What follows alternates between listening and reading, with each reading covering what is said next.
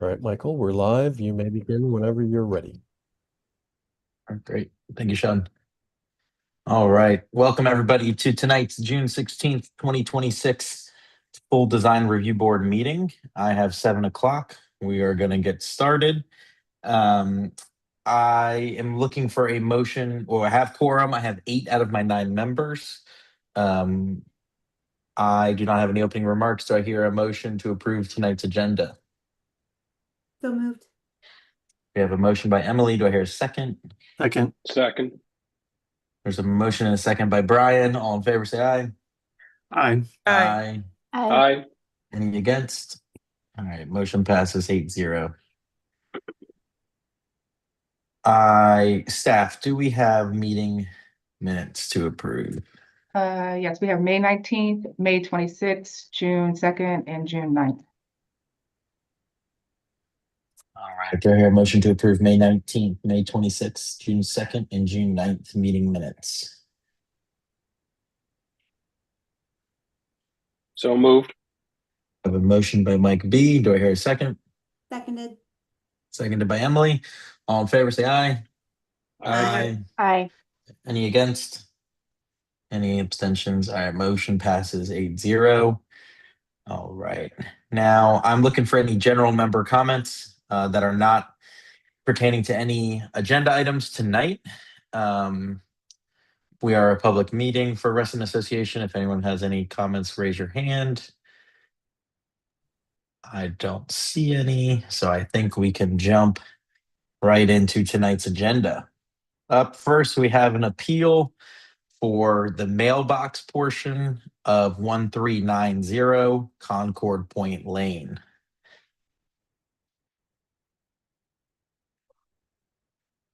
Is the appellant here?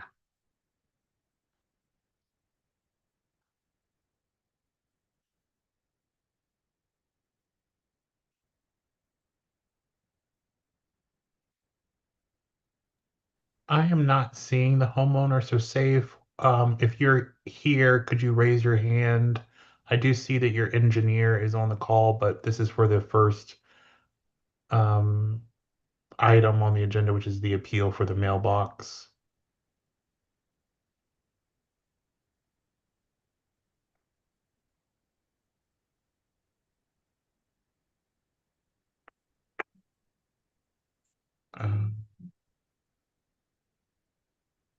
I'm going to unmute the engineer to see if he's in contact with the homeowner. Hello, Anwar. Oh, you're on an echo. You'll have to mute the other item. Are you in communication with the homeowner? Are they with you, perhaps?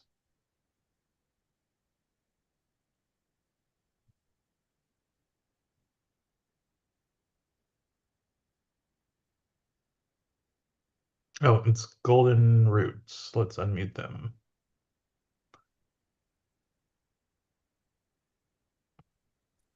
Yes, I'm here. This is safe. Okay, safe. The floor is yours. You are good to go. So for an appeal, at the time of the appeal, you need to prove whether we misapplied a guideline or or there's some new information available. So feel free to take the floor to present your appeal. Yeah, I think basically we are not misappealed the guidelines. If you look at the proportion of the mailbox, it's in compliance with the house and it's the same characters as well. We use the same material that the face of the building or the face of the house material. And the size is it's provided in the appeal document. And also, if you look at the guidelines of the mailbox, I think it's in compliance. Okay. Staff, who is this? Was this a panel level decision? So this was a panel level decision, yes. Who cannot vote on the appeal? Or I guess who was part of that panel, just so I know. Mike B, Gosday, and Heather.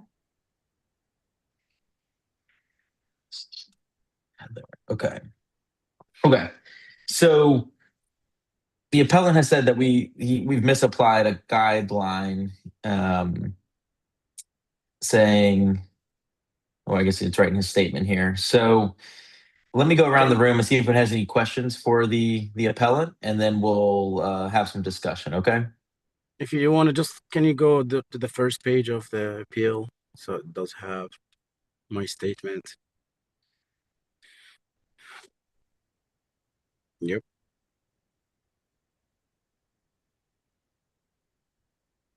Okay. So let me see if anyone has any questions for you, and then we'll come back. Okay. So Brian, did you have any questions for the appellant? No questions. Okay. Samantha, did you have any questions? No questions, thank you. Okay. Emily, did you have any questions? I do not have any questions. Thank you. Ramon, do you have any questions? I do not.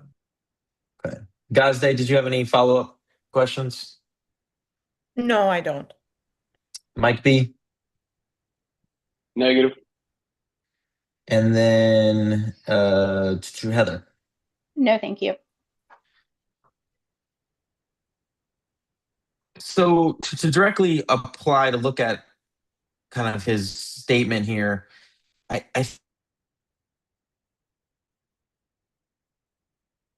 this one to me is, I think the residential and character does not quite apply for what has been built. I do think that it's not in scale with the residential kind of surrounding. I do agree that it is compatible with the existing architecture of the house, but I don't know if it outweighs the fact that it's kind of out of scale for mailboxes in this neighborhood. That's kind of my discussion item that I have. But There's a scale on the design guideline, because I looked. There's no like a specific sizing. correct. There's no sizing, but it's residential in scale and appearance, right? So it's up for interpretation, which is, unfortunately, that's what our guidelines are. They're subjective, not objective, or they're objective, not subjective. So with this, it's really it doesn't fit into the area around it, and I think that's kind of where the panel made their decision, and that's kind of what you're arguing against. And I understand part of the argument, but I guess the point is it's was a guideline misapplied, and that's kind of where we're having some discussion about it. Does anyone have any other thoughts? And if I may just add something, I think there is a Mhm. house in the neighborhood. I think 2 street down from my house. They have similar, like mailbox, but in a different material. I think it's in a wood, or kind of like a the Trix material, but it does have the same kind of a shape, or it's like a more boxier looking versus the arch on the top. Mhm.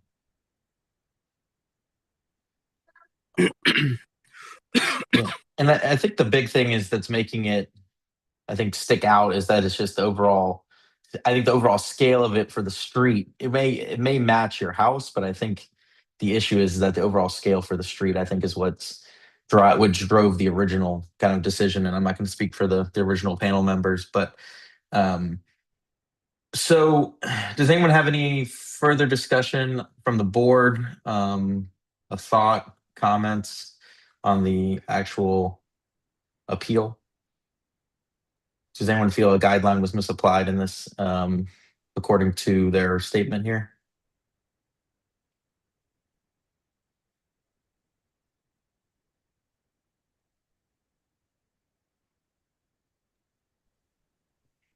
Michael, I don't believe that we have a misapplied guideline or clustered standards, or that we have any new information on this case. The only new information that we have would be from the affected parties, and that isn't even really new information. I don't believe that this is cohesive with the neighborhood look. So I would make a motion to deny the appeal if there's no further conversation. Okay. There's a motion from Emily. Do I hear a second? Second. I have a second from Brian. All right, so Gazde, Mike B, and Heather, just remember you guys need to abstain from voting. I'm gonna do a roll call vote just to keep it easy. So do you vote yes or no to deny the appeal is what you're answering. So Emily, do you vote yes or no? Vote yes to deny the appeal. Correct. Brian, Yes. Samantha, Yes. Ramon, Yes. and then I'll also vote yes. And then Gazde, Mike B, and Heather will all abstain. So motion to Abstain. deny. Yep. Motion to deny the appeal is 5-0-3. So motion to deny passes. All right. So we'll jump over to 1390's 3-part. I guess is how staff broke it up, correct, staff? Into 3 parts, part A, B, and C for other items on the property. So I guess we'll start with part A to get started. And this one is directly for the deck. And what else is this one, staff? So it's deck, driveway replacement, and brick patio retaining wall Right. on front elevation. Okay. So everybody, it's the deck. It's the deck floorboards and deck railing, and then driveway replacement, brick patio retaining wall on the front elevation only. Okay. All right. So Saif, if you could walk us through this, are you going to be presenting, or your engineer presenting this one, or who wants to present this one?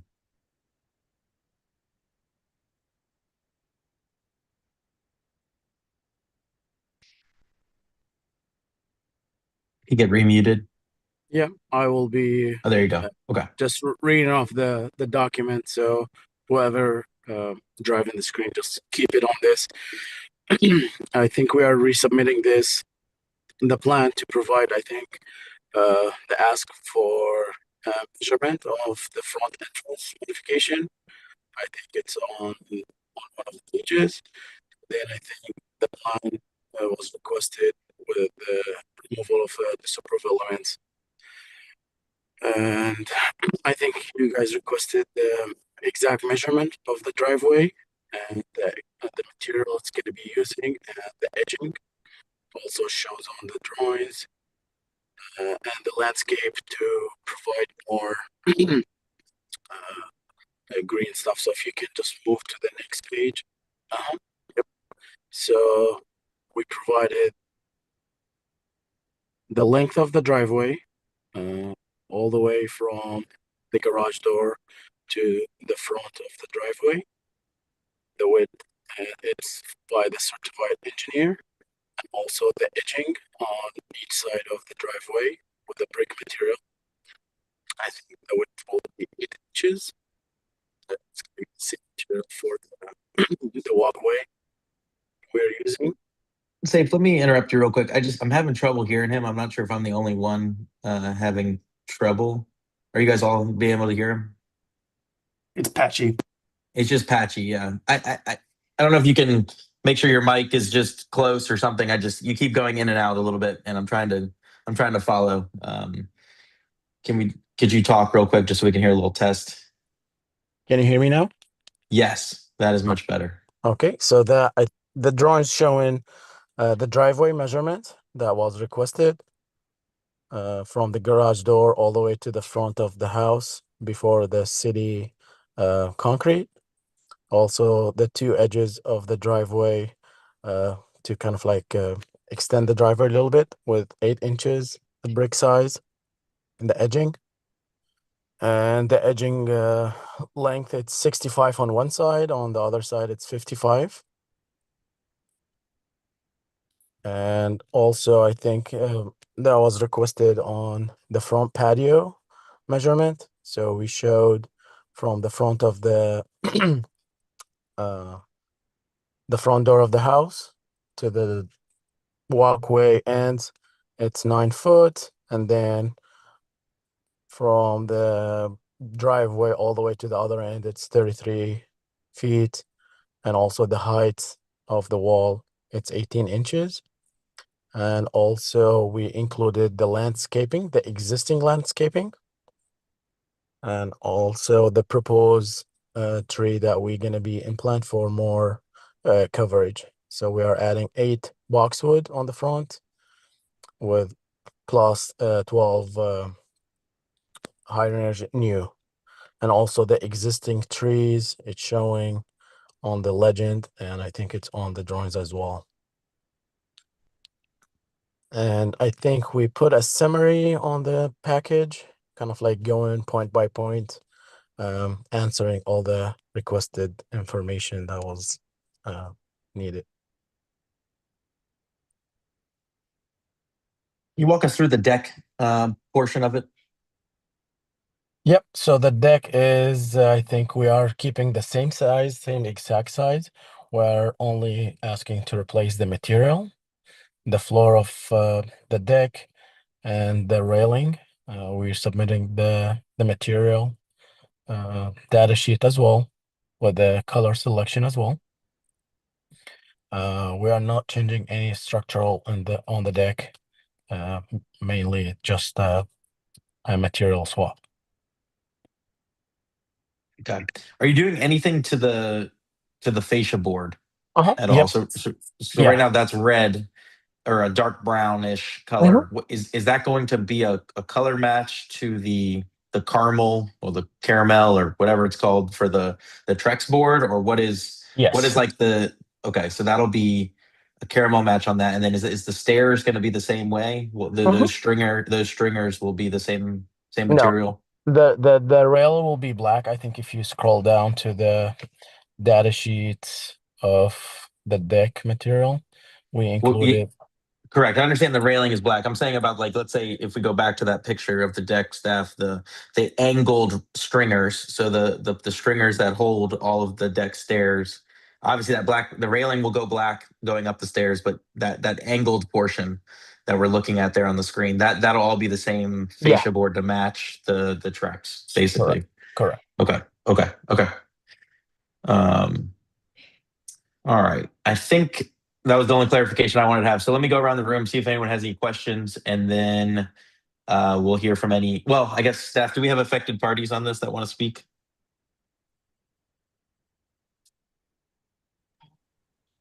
Yes, we do have affected parties that would like to speak. Give me 1 second. Go down the list here. So just as a reminder to affected parties, while LaShonda's calling on you, is you have 3 minutes to state your affected party status. And if you guys had pre-submitted a statement, we would have that all ready. So sorry, LaShonda, go ahead. No problem. I'm going to call on the affected parties. I believe Jill and Kevin Gallagher. If you have any, if you're here, please raise your hand. I don't believe they were going to be able to make it, but they did submit an affected party statement. Let me go down. We do have Jeff and Meg Novak. Asking them to unmute now.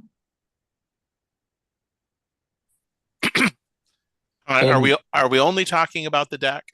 Well, and that's what I was just about to clarify. So we this application has been broken up into 3 parts now. So what this affected party status statement, if you could please just keep it to, it's the driveway improvements, but not including the right-hand side portion. It's just the brick border, then the front sidewalk and retaining walls with plantings, and then the deck boards and railing is all we're talking about right now. And then we can come back to you for once we do part B and C, which will be the other parts of the project. And I'm confused. Is the proposal for a concrete driveway or asphalt? I believe it's just to remain the concrete. They're no longer changing it. From what I understand. Because one of the pages we just showed said it was switching. Yeah, that's actually a good clarification question that we'll ask. But it's concrete now, correct? And it has been. And in the neighborhood, I see all concrete. Are all concrete. Yeah. So, okay. Well, we'll definitely ask him that question when we go back. But do Okay. you guys want to say any affected, any other things on this portion? Given those parameters, I think the deck plans are fine. I'm a little nervous about the driveway project. I think the brick edging would be fine. It certainly matches the rest of the brick around there. Let's see, we had the front plantings are fine. I think no one's going to have any issue with plants. But those are the three specific things we're covering right now. Correct. Yep. Michael, just to clarify, we are asking to replace the concrete to asphalt. Oh, you are? Okay. Yes, we are. Okay. Thank you for that.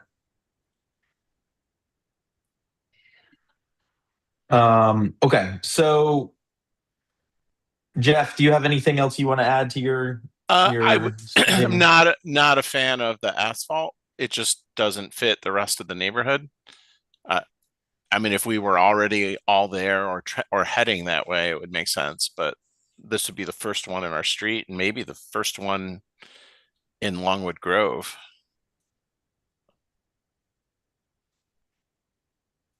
Okay. Thank you. Do you have anything else you want to add, or? I think that's it for this. All right. We'll come back to you for the rest. Staff, do we have any other? Yes. Asking Michael W., is this Mike Wetzel? It is. Okay. Mike Wetzel, do you have any effective party statement for this portion of the application? So thanks for the opportunity to comment. I would share reservations about replacing the driveway with asphalt. It's out of character, certainly for our street, although I recognize there are some homes within the Longwood Grove, the larger Longwood Grove neighborhood, that have asphalt driveways. It would be atypical and unusual here. It would stand out quite a bit. No objection to the brick border, although I do, no objection to the brick border. Deck, certainly what he's proposing seems to be more consistent with the neighborhood than the very dark red that's there now, and so I would support that change. I have regarding the front sitting area and the retaining wall, I'll just note that while that's one portion of this, that's the portion of this application, it's connected to the rest of other portions that are subject of other discussion. And so I don't know that you can fairly consider at least the walkway around the front of the house independent of the rest of the walkway that goes around the house. I recognize that staff have divided into three pieces. But as it stands, if the walkway on the front is going to remain the bare concrete that I believe it is now, that would be out of character with the rest of the house and seem odd considering that resident association standards are for pathways like that generally made from natural materials like stone. Okay, thank you, sir. Mm-hmm. Cam, you have your hand raised? Oh, well, yes, LaShonda, do you have anyone else before we go to Cam? I did. It's not an affected party comment. Oh, okay. Okay. I just wanted to procedurally.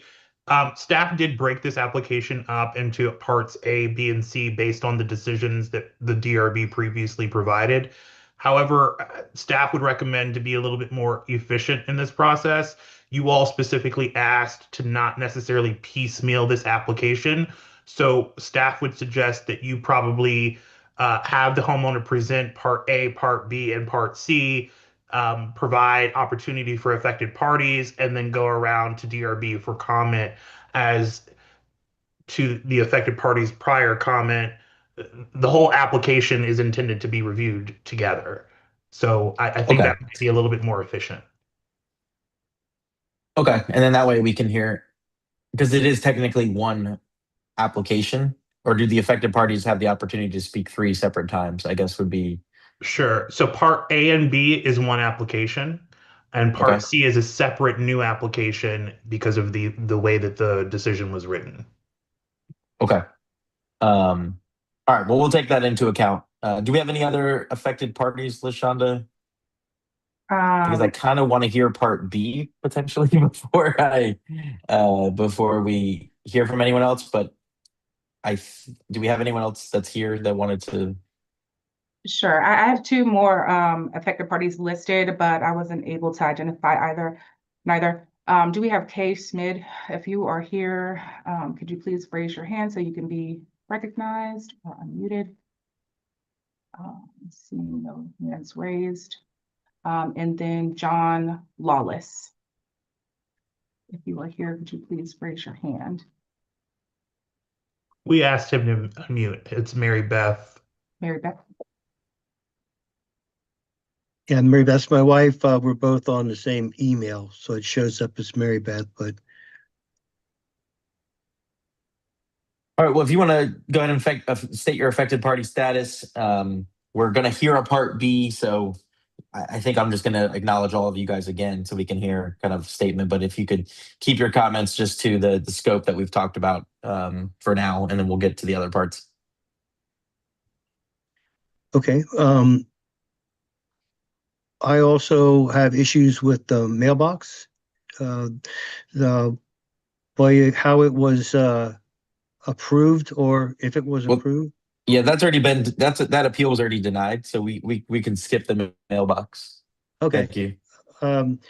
The asphalt driveway, I agree with Michael, Jeff, that I think that would not go well with the look of our existing neighborhood at Concord Point Lane. And I would not approve of that being going forward. The brick patio in the front.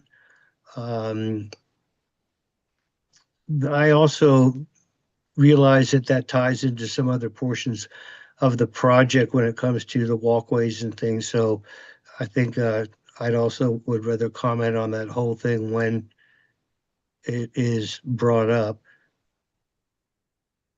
And that's what I have right now. Okay, great. Well, we'll be coming back. So let's hear part B, and then we'll go from there. Staff, did Resident Association have an affected party status on this or no? Resident Association is not going to comment at this moment. Okay. All right. So if we could go back to Safe and see if he could present part B, and then that way we can ask questions. Yeah. So just to make a comment on the front. I think it'll make it cleaner. That was my fault there. So Safe, if you could jump into part B. So I myself am going to jump into part B as well. Walk us through that part of the application, and then we'll be able to kind of make a decision on this one. So yeah, I think the current status of bare concrete, because that project was in a stop mode, so we didn't continue the same material that we applied on the front of the house walkway. So that's why it's left in a concrete. The intent is not to leave it a bare concrete, to make it match with the rest of the walkway. And I think part of the that part B application showing the connected walkway around the house to the back patio to match the front walkway. And I think we even provide a rendering of that area showing this. Yep. So this is the connected right now. As you see, it's a rendering, but currently it's a concrete. But we had to stop and and get that done. And we the intent is for all the walkways to be brick. Correct. Is that okay? Yes, sir. And I think it was an ask to provide the measure of the walkway, the width, and I think the height of it as well, which is being provided. And I think also a landscaping was, I think measurement of the height of the patio on the back, I think 6 inches, 7 inches, and I think on one of the side it's 16 inches. And even the top of this patio will be brick, and even the front where you see the tape measure from the grass up will be also, so it's all gonna look like this.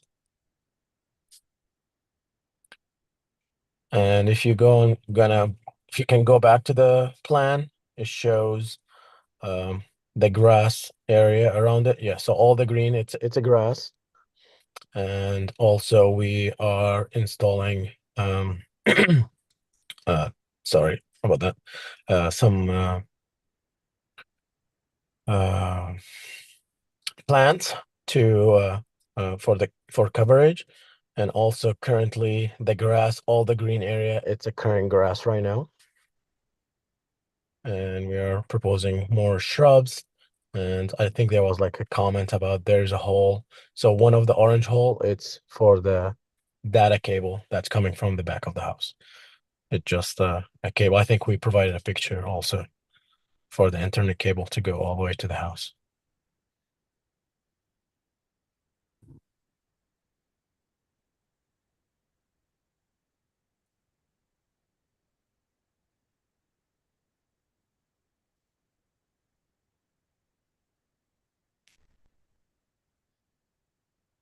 If you can go to the next page. And that also it was a request to identify the location of the downspout in the plant. So all 4 downspouts stay existing, no modification done to all of them, and we just extend one of them so it can drain water to the back of the house. And if you can go back. Everything in here, this downspout number 1, it's an existing, we didn't touch it. I think downspout 2 on the next page, 3 and 4.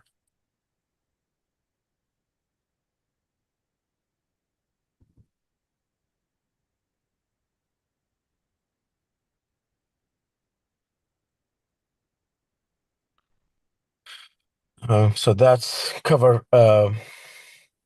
part B. And just going back to part A, I want to make a comment about the asphalt. The current concrete, we have like few panels are already broken and cracked, and we try to maintain it. We brought a couple contractors. We have to take out probably half of the driveway because now it's sinking, and I don't see what's the issue with the asphalt. There is many houses in Reston, not just that Concord Point has a asphalt driveway, and again, I go by the guidelines. It's allow an asphalt driveway, which is I don't see we are not in compliance with the design guidelines. Okay, thank you. And then I think we asked for a arborist statement about the trees that are in that Yes. existing patio. Did you Yep. did you get one of those? Yes, sir. It's on the package. If you can just go like a few pages down. It's the last page. Yep.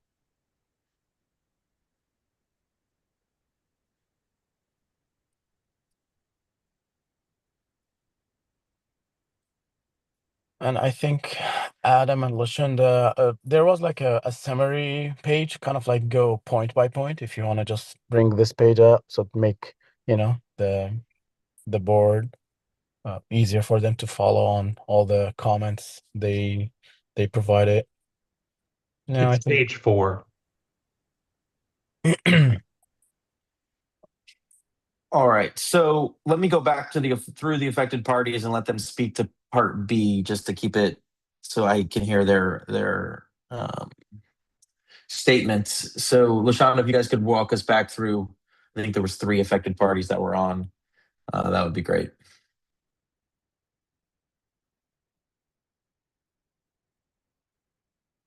Oh, good. I get to go first.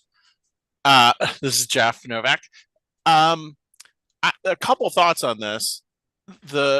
Looking at the house from the rear, we had a picture of the rear elevation, right?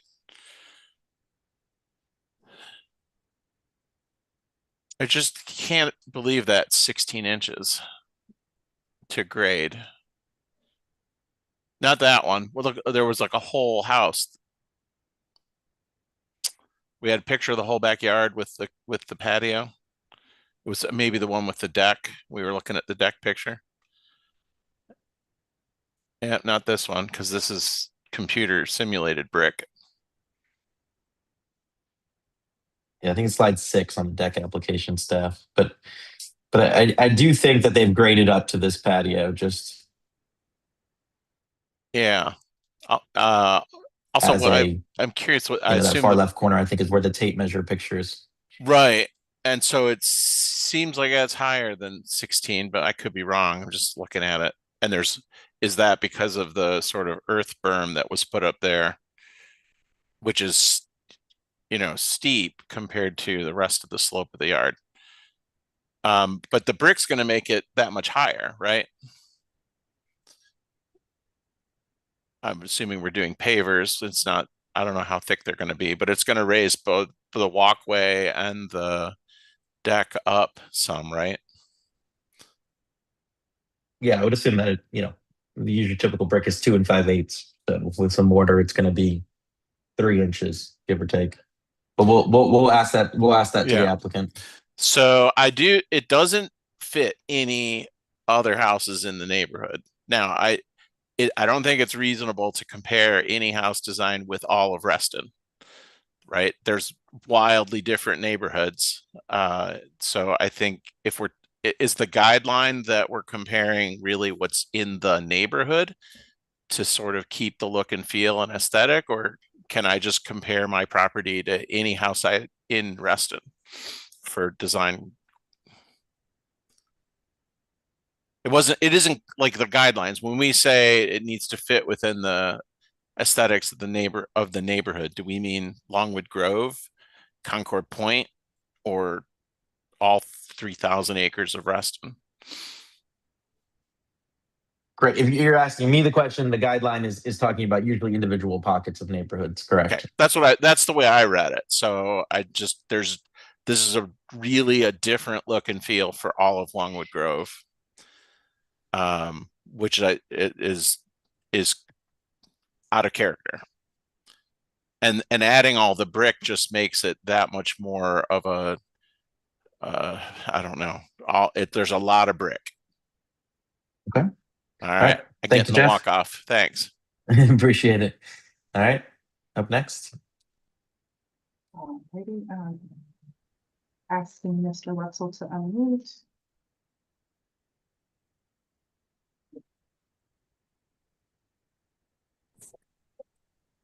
So thanks again for the opportunity to comment. I'll just note that the height of the patio in the rear is massive. I don't believe that the pictures you are reviewing are giving it justice. And as was noted earlier, the dirt that was put at the base of the concrete is not consistent with the rest of the grade of the property. And so it effectively shields or hides a portion of that, but it is a massive, massive deck or patio. I don't know how anyone can read the standards for Reston Association and see that large expanse of concrete or brick or whatever you put there and consider that to be consistent with the standards. And it is so far out of the norm for this neighborhood, it cannot stand, quite frankly. The walkway around the side of the home also is inconsistent with Reston standards, which calls for natural stone pathways. It is a remarkably large, imposing structure, and I don't know that any number of shrubs is going to hide it or make it less of a eyesore for those in the neighborhood or those passing by behind the property. The addition of brick on both the patio and the walkway will dramatically heighten them by sounds like close to half again as tall. I don't know that is a particular concern for the standards, but certainly makes both the walkways and the patio that much more prominent. The letter from the arborist really doesn't say more than the trees aren't dead yet. The roots will be affected by the patio being built around them, and recommending that the trees be monitored so that in the future, if they die, they can be either pruned or removed.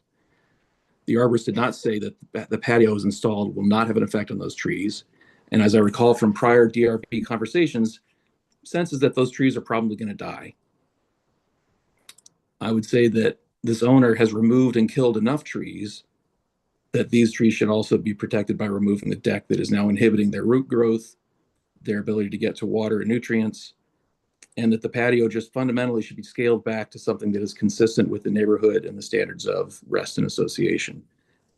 There's nothing like, I've never seen anything of this size, of this imposing nature anywhere in Reston, and certainly not anywhere in Longwood Grove and on Concord Point Lane. This is an absolute aberration. Thank you for the opportunity to comment. Thank you.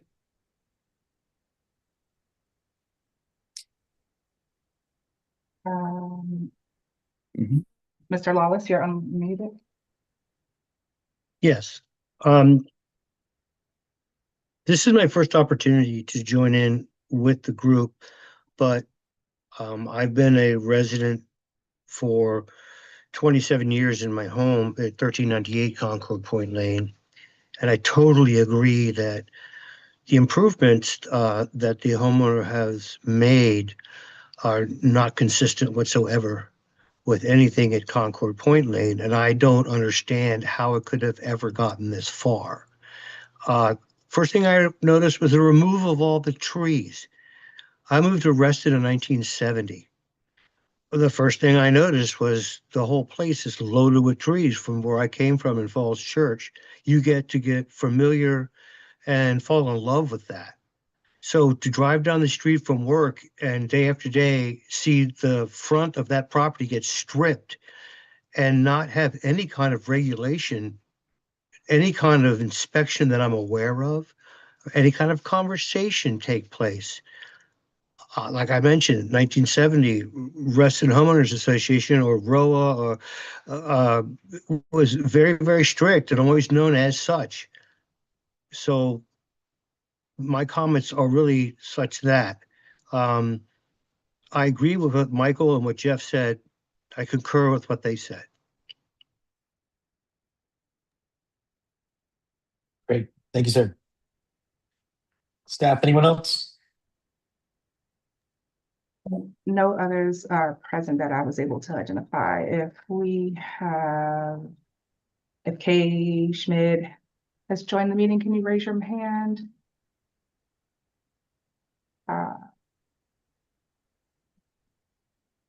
No others at this time. Okay, great. Let me go around the room and have people ask questions to the applicant about parts A and B. So just keep that in mind, board. And I'm going to give the honors to Gazde. I have no questions for the applicant. Okay. Mike B. Mike B has no questions. We've seen this one before, so I think Gazde and I are well versed at this point. Thank you. Okay. Brian.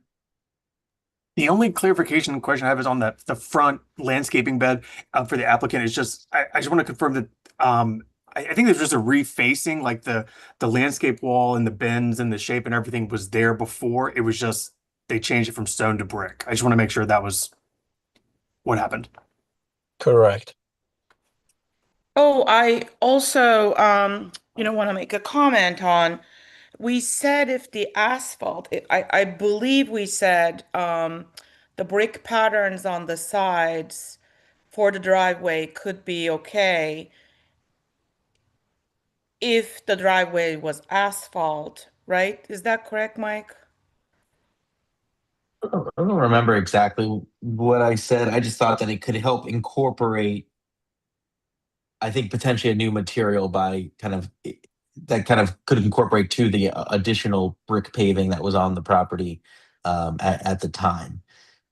If you may, I think yes, the answer is yes, because the request was to widen a little bit of the driveway, and I think you guys gave me the option to put brick edging if when we do the asphalt. And I just want to make a comment, so I think I said that earlier. The walkway around the house and the back patio will be a stamped concrete to match the front one. It's going to be a red stamped concrete to match. Sorry, I misstated The that. photos we see are just renderings, right? Just Correct. okay, But it's not installed yet. no, we're just going to match the exact front of the house. Okay.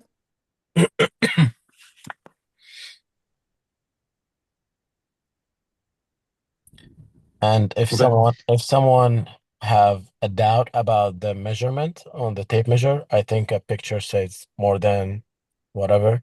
So if you want, you can come yourself and measure it to see if it's 16 inches or not. Okay. So Brian, does that help clarify? Yeah, that was my only question. Thank you. Okay. Samantha, do you have any questions for the applicant? I do not have questions, but I do want to comment on the back patio. I really believe that is way too big. And that's all my comments. Okay. Emily? Yeah, I have a few questions slash comments. One, I just want to make sure that everyone's aware, looking through the neighborhood, since this is a VDOT compliant street, there will still be a concrete apron before it would transition to an asphalt driveway and then have a brick border. So we would be dealing with 3 materials in the front yard at a minimum regardless.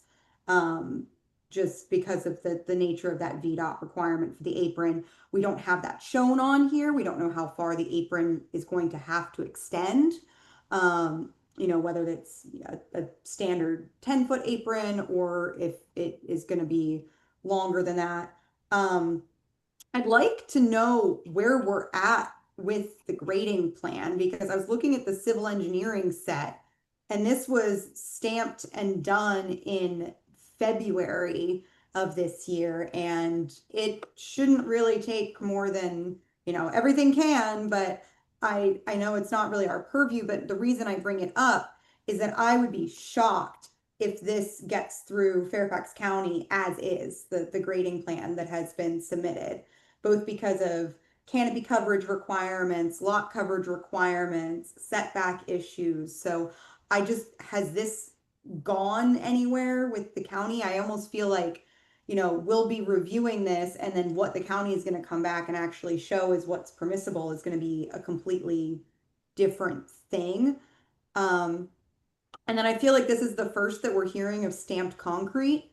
As a general rule, we say a natural material, stamped concrete is not something that we often recommend. And even if we do approve it, we need information about the stamp pattern, the materials. Like every time we look at this application, it feels almost like spiteful, the lack of information that we're being given. Even something like the landscaping plan, showing all of these chestnut oaks in the front yard, basically buried on, or they planted on top of each other. Chestnut oaks have a canopy that's going to be 60 to 70 feet in diameter, and it looks like they're spaced maybe 10 feet away. And I just feel like this isn't practical. It's not realistic as to what's actually going to be installed. And again, I feel like the reason that we asked for a professional drawing set was so that we could have something that would be realistically installed. And I still feel like the applicant is not giving us what we're asking for just for whatever reason. And I'm not going to infer, but I do strongly feel like we are still not being shown what we've asked for as we go through here of a professional drawing set. So let's touch base on with the applicant about the grading plan because I think that's a good question because I think it ties directly to the patio and the walkways, which is part of this. So I believe his name was Anwar and he was on. Is that correct? Safe, is Anwar your engineer? I thought I saw somebody. He was having a little bit of echo, but hopefully he's not echoing anymore. And Steph, there he is. Yeah, how you doing, everybody? Yeah, we submitted the grading plan to Fairfax County, and it took a little bit longer than what expected because some of them, they were on vacation, actually. We received only a few comments, and like last week, and we're going to address those comments, and I'm going to try to submit it by next week. Hopefully, we can get approval within 2 weeks or 3 weeks from now. Okay. And about, there is no comments about the size of the patio, about coverage, nothing from Fairfax County. because I think we have to check it again. This is the patio size, it meets Fairfax County requirement. And we are within the limits of coverage and setback.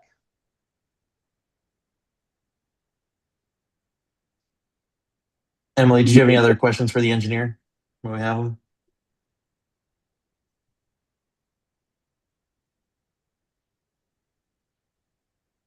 I can't hear her. Emily? Sorry, I was muted. I mean, it is a matter of public record. I just looked up where this is in the county, and on 3-1, it got comments back that says it's waiting for information. So I don't feel like we are being given things with transparency and honesty and good faith on this application. And that's all I'll say about that. Okay. Heather, did you have any questions for the applicant or comments? I don't have any questions or any comments aside from saying that I will need to abstain from the vote as one of the affected parties is a friend of mine. Oh, okay. Thank you for that. And then Ramon, did you have any questions? Yeah, I've seen this a few times, and it's still a little bit confusing. So I have a question. I know that we've broken this up into 3 parts. Is the walkway around the left side of the house, if I'm facing the front of the house, that's part of this, right? This is part B, right? Correct. Correct. The smaller walkway of the two. So it has a few steps in it, not the big steps on the other side. Correct. Right. And it's already been poured, but the proposal is to do brick on top. But this rendering shows no steps there. So we're talking. Yeah, I think this is just computer generated. Right. That's just a rendering, right? So we're talking brick on top. So that's 2 5/8 plus mortar, which is going to make it a larger profile. And there's no shrubs or anything on the outside of that walkway to soften it. There's no proposal for that, is what I'm seeing. And I will agree that the patio in the back is just, it's profoundly out of proportion in my opinion. And I will have to agree with Emily. I feel like it's just really confusing. I don't think there's enough information on a lot of these portions here. Now, the walkway in the front on the right side, that's already been poured, correct? Okay. Yeah. I don't know. I have a lot of reservations with this entire application, I hate to say. And there's no proposal. This is a question for the owner or the engineer or whoever. There's no proposal for any greenery or any sort of planting on the left side of the house to soften that walkway. I think this is a new to us. And if you look at this, we are putting greenery on the back of the patio. So what's in color green is what's proposed, correct? The color green, it's a grass already. No, when I'm talking about the planting. Yes. That's what's proposed. Yes. And the color white is existing, I'm assuming. So I think there is a legend on the drawings. Yeah.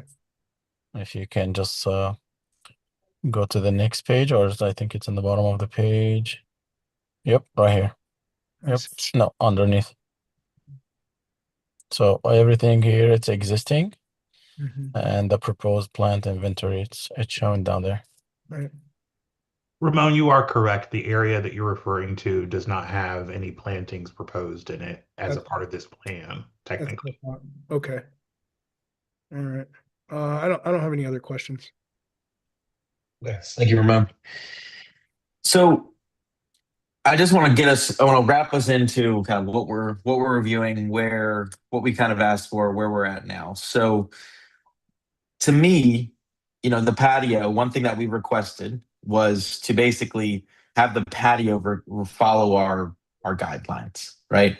And our guidelines have for patios that the size and location should be appropriate for the area in which it is to be located, with consideration in the form of setbacks or landscaping of its physical and visual impact on adjacent properties in the street.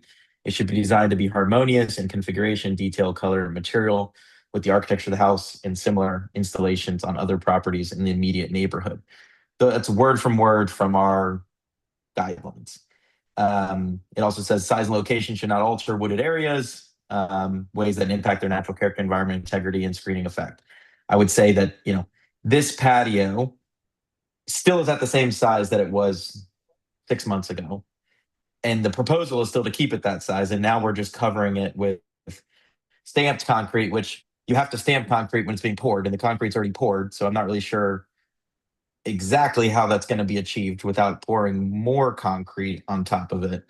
Unless there's a new form of stamped concrete that maybe Emily knows of something, but I thought you had to do it when it's poured and it's kind of being set, but I could be wrong.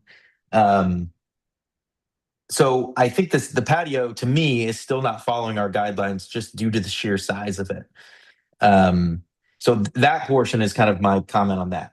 The walkway in the front and the driveway aspect, whether we go to asphalt or it stays concrete, I do agree, like having 3 materials is more than the 2. I tend to think that the asphalt, yes, there are none on Concord, but there are a ton of asphalt driveways all along Longwood Grove. I mean, even as soon as you exit this cul-de-sac, the 3 houses that are right there are asphalt. So I don't, asphalt is a little more flexible with trees and with tree roots and kind of maintenance over time. They poured concrete back in, I guess it was like kind of the late 80s, sort of when they started building all these houses and they did concrete driveways. With these longer ones, I get the need to sometimes go to asphalt. I personally don't think it is against our guideline per se. If there was not a single house in like eye shot of this place, maybe. But since you go to the end of the driveway, you look out the street, you can see 3 asphalt driveways right at the end there. I'm not as opposed to it. I do think the brick is a nice detail that makes it nicer. I would not do what the rendering is doing here. I would do just an 8-inch soldier course. That would be much simpler than what is shown now. These are kind of like end cuts. And that way you don't even have to cut the brick. You just lay, soldier course of 8-inch brick along the side. So from that standpoint, I think that part, I personally don't have an issue with it, but I'm one board member. The front walkway, to me, the fact that it's going to be officially bricked over, I think it is harmonious with the architecture of the home. I think the plantings, introducing the 8 boxwoods and the 13 hydrangeas, hydrangeas unfortunately are going to be sticks in the wintertime. Not the best choice, but it is, for 6 months out of the year, it is a decent choice. I'm sure Emily would want to see something else, or anybody would want to see something else, but I'm okay with it. So I'm just trying to, we got to work through, stuff here. So to me, the patio is too big. It doesn't fit our guidelines. It's not harmonious with the lot size. It's coverage of too much space. If everybody put a patio this big in their backyard, we'd have big issues. And I see that there is, the engineer gave a certification that it's not affecting the runoff, which is, fine. Their engineer also says that the patio is only 925 square feet, where if I just do simple math on it, it's well over 1,500 square feet. So, I don't know fully. They only kind of mentioned walkways in their site plan. So I think there needs to be a little bit of clarification there, but I'm trying to walk us through kind of where we can get to an approval on certain things and where other things are kind of non-starters. So I guess, Saif, do you want to add something to my comments?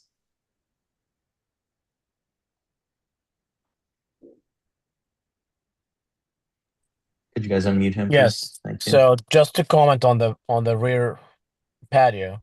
So we didn't increase the size of the patio.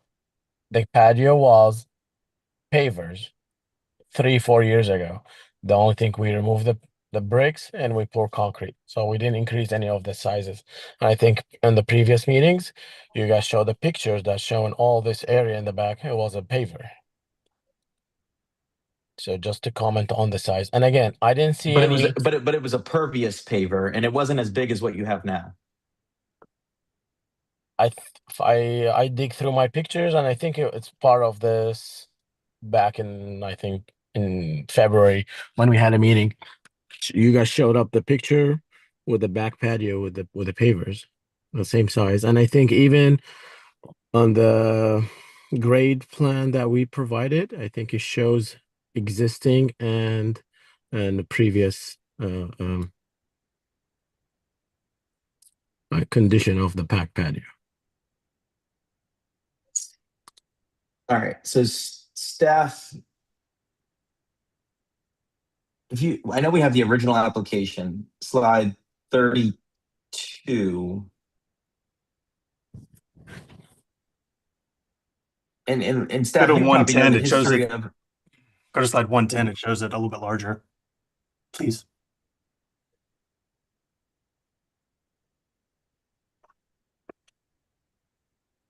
So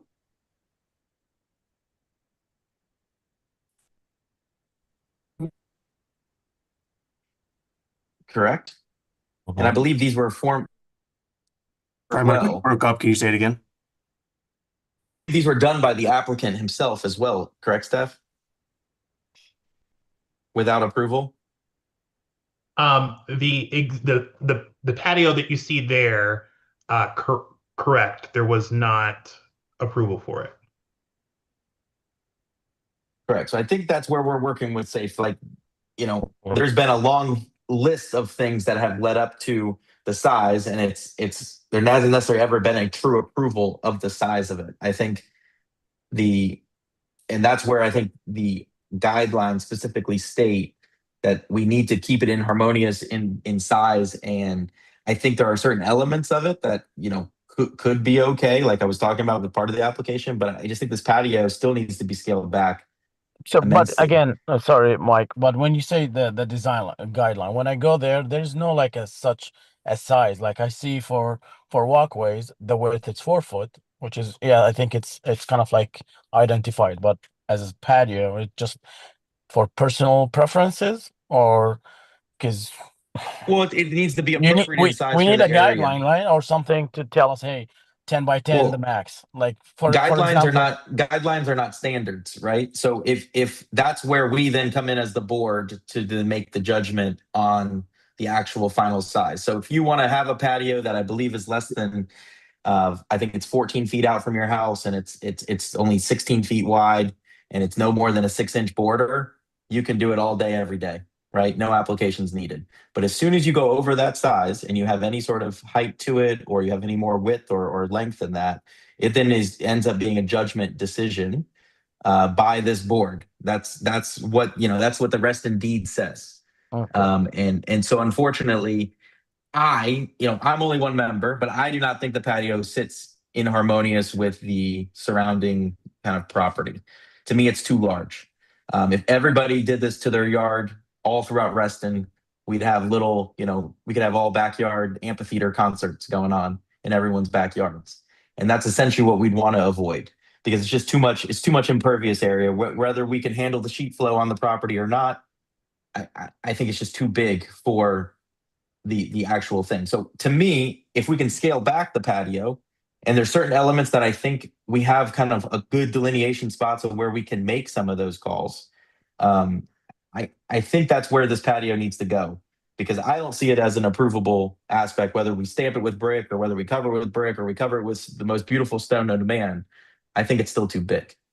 So if Now, there's with a that size said, in mind, or like the board can agree that they can tell me like, hey, 10 by 10, 20 by 20. So I mean, I'm open for that. But again, it was no direction for the last few meetings on the size, which is, I think I that's think what. I think the key is to make it big enough where it's a purpose of space. So let's say you need, I can't give you a set dimension because I'm not going to design the size for you. But to me, with the size of the house, when the patio goes deeper than the depth of the house, it's probably too big, right? So if you look at the square on this paper that we're looking at right now, your patio is bigger than your house footprint. That's probably too big.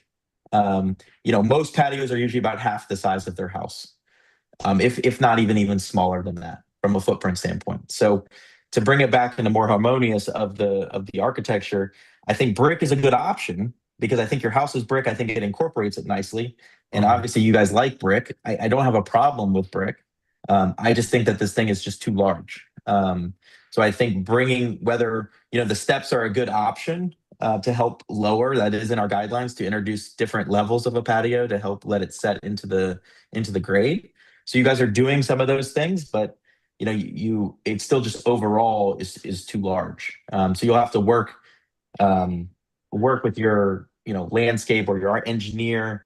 I also think since you do have 4 steps there, I do believe that requires a railing. If you start getting, if the county is going to be involved in this, which I do believe they are, you know, Emily, correct me, Emily, I don't know if you can speak to that, but wouldn't a railing be needed on Yes, 4? anything over 3 risers requires a handrail. Right. So certain things like that, I think if we try to scale this back, maybe, I think if I'm looking at this picture on page 111, staff, you know, to me, if we scale it back to basically where we stop before that tree, and we somehow work with those steps and try to remove a step, and, you know, is there a way to kind of create a much smaller version that goes inside of that tree? To me, that's more what originally was there. If you look at the picture up above, you can see that tree. It stopped before that tree, and then now we've gone past that tree. And so to me, I think staying inside of that tree line would be probably a good guideline from a size perspective. And typically we don't have patios go from corner to corner of the house. So also stepping in the size that way, I think dramatically will help soften this patio, and then also let those trees, you know, breathe a little bit with their root zone not being fully covered. So let me jump into with the board, and so we can try to make a decision here and keep us moving, because we still have a part C to look at. So what is the board's feeling on the front? Let's see, we jumped to A. We haven't even really talked about the deck. Does anyone have anything against the board, the deck boards selected and the railing? No. No, I think the deck is fine, and then the front walkway, in my opinion, is fine. Yeah, The refacing of this curved wall with brick. I tend to agree. I think it works with the brick veneer that was approved on the front of the house. I think that front walkway is fine with me, the deck. And then what about the driveway? Is anyone completely opposed to the asphalt versus concrete, or the brick border, the size of the brick border? What are some thoughts on that?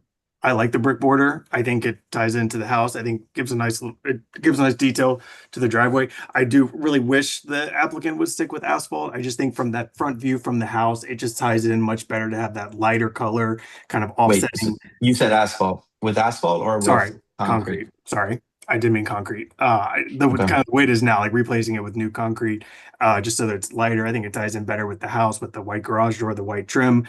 I maybe it's not something we can dictate, but I would encourage the applicant to think about that before making the final decision. But those are my thoughts on that.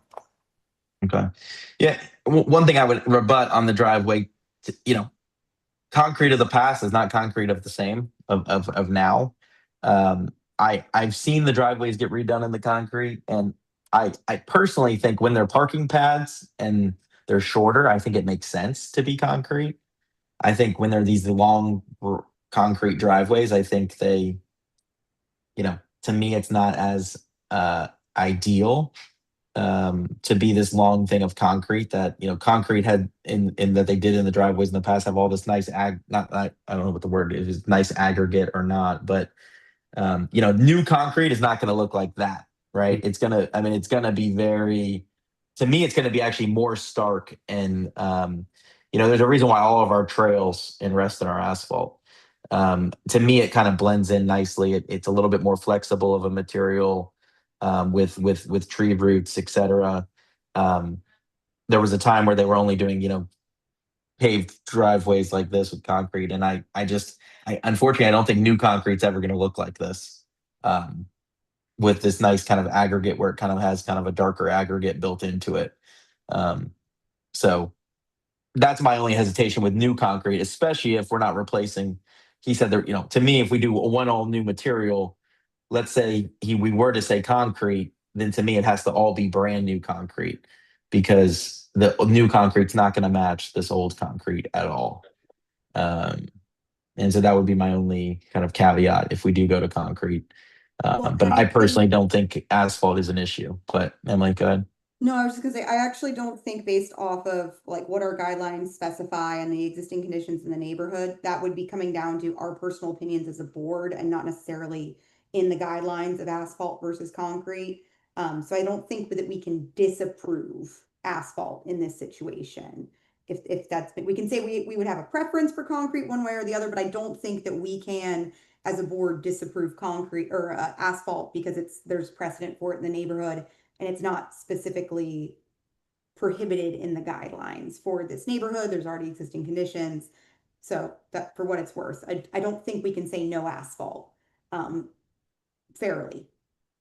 Yeah, and we do have in our guideline, I'm just seeing it here. It says when patching or extending areas of existing concrete, the new concrete paving should be tinted to match the color of the old concrete. I think that's easier said than done in reality, for the record, but that is what our guideline says. So now, okay, so we talked about those. Anyone want to touch on the driveway before I? Yeah, I have a question. Yep. Hold on a second. So this border here is existing, or is this a No. rendering? This is a rendering. This This doesn't is a exist rendering. yet. Looks quite good. It looks almost real. So, okay, that's good now. Yeah, I don't think that the representation of this rendering is appropriate in terms of its size and width. I agree with your earlier comment, Michael, about just a single soldier course. Because the rendering shows like almost three levels or three soldier courses kind of on top of each other. And I think that that's too big. So I think It's that almost like almost showed like a row lock, which Yeah. the mason would absolutely hate you if you asked him to do that. He'd have to cut every single brick end. So yeah, yeah. I think that's way too big. It should be an 8-inch soldier course at the most. In terms of the concrete, I agree that concrete looks better. That's my opinion. But if you look straight across, there's asphalt right across the street. So, I mean, I'm not opposed to. I actually think that that's just really dirty concrete. Is it really? As ironic as that, I'm pretty sure. Oh wow, maybe you're. Yeah, I'm on like the Google Street View, and it's just very dirty concrete. Okay. And the issue is that's the thing is like the concrete of the past. Yeah. This concrete really aged, kind of more gray, but new concrete is not going to do that, and that's where I would be a little bit hesitant to. Maybe that is asphalt. It's hard to tell from this photo. From the distance, it looks like asphalt. Regardless, I still think even if you go down to the end of Concord Point, our Reston Trail that empties into it is a concrete apron with asphalt. So, for splitting hairs, I don't think that material makes a big difference. What I do think makes a big difference is, the other part of the application, which is the rear patio, and then the sidewalk on the side. The walkway on the side, on the left-hand side, to me, does sit into the grade. It has a lot less steps than obviously the right side, which we'll get to later. But to me, if that was going to be, bricked, I do agree with you that potentially screening it a little bit with some landscaping in this front left of this plan on page 7, kind of maybe we increase just a couple of the plants that'll screen that walkway from view from the street. But other than that, to me, it does, I have seen precedent of some other walkways like this before, especially when people have more mobility concerns. Stepping stones can sometimes be, not very level, not very even, and I have seen this before. So that's the only reason why it is set into the grade. I would be potentially okay with this sidewalk the way it is, but that's, once again, I'm just one person. But I do think adding some screening to it to soften it would definitely help from the front point of view if you're looking from Concord Point. Does anyone have any additional thoughts, comments on that? Just keep in mind that it will also need a railing. So, and we don't have what that looks like. But I don't think it now. does, because it only has little sections of two steps. Not the stairs that are going like from that landing straight down, like to the left of the front door and the porch there is a set of stairs that would require a railing. But the rest of it is again, just, I think to your point, as long as we get enough screening to actually soften this, like, I'm not opposed to the walkway and the location that it's in and even like the brick material. It's just, we're not being shown the level of detail that we would normally require in order to get something like this approved. Did the connection to the front ever actually, I don't think that's actually been put in yet. So we don't have any existing pictures of that little section that connects the front walkway with those stairs that you're talking about. I don't think those exist yet. No, but you can look at the topography. There's enough grade change. Yeah. No, I know. I'm just talking out loud. I was wondering if we've seen those and how you could integrate a railing that would be a little bit, discreet. I think you only see it in the prior application photos of that condition, assuming they're still accurate. Photos from that angle. It would be page 104 to the right. Thank you, Cam.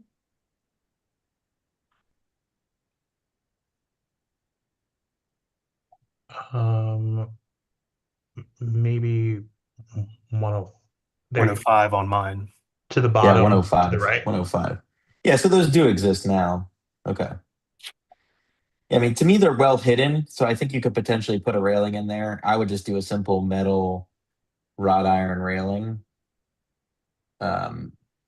Just a handrail that just sets into put it on the last riser and the top riser, and to me, it can hide behind that wall, that retaining wall. And to me, we can make a stipulation of that. But this pathway, to me, I think we can work our way. It is, I think we just need to soften it a bit. But other than that, I think I could get behind it. I do think the patio itself is my biggest issue, that it just needs to be scaled down in size from that standpoint. So does anybody want to have any further comments? Questions? All right, I'm going to make a motion and you guys amend it if I'm saying anything incorrectly. So I'm going to make a motion to approve application part A with the following stipulation: that the brick border needs to be a soldier course, no more than 8 inches wide on each side of the driveway, that the driveway is to remain the exact same size that it is existing per the plans, minus this additional border that is being added. I'm motioning to require 4 more boxwoods along the walkway to the left side rear portion of the home. On this section of part A. On part B of the application, I'm motioning to approve only the left-hand side walkway, that it is set naturally into the grade, that it is to be covered with the same brick veneer that the front walkway is. But I'm motioning to defer the patio in the rear, or I guess defer it to allow the applicant to submit a more appropriate size patio that is in keeping with the size of not only the home but also the property, and taking into account the grade as well as the existing trees that are on property, and require a resubmittal of that deferral section within 45 days of the letter. Have I forgotten? And then I guess in application A, the deck pieces are also approved. Did I forget anything? Does anybody want to second that motion? I'm with you up into the deferral of the patio in the back. I think we know it's too big. I think it needs to be disapproved and be removed with a timeline, because I think this has been drawn out for quite some time, and I think we know there's just no way it can be approved the way it is. And so I almost want to separate the two if possible, because I would love to see a new application for a more appropriate patio in the back.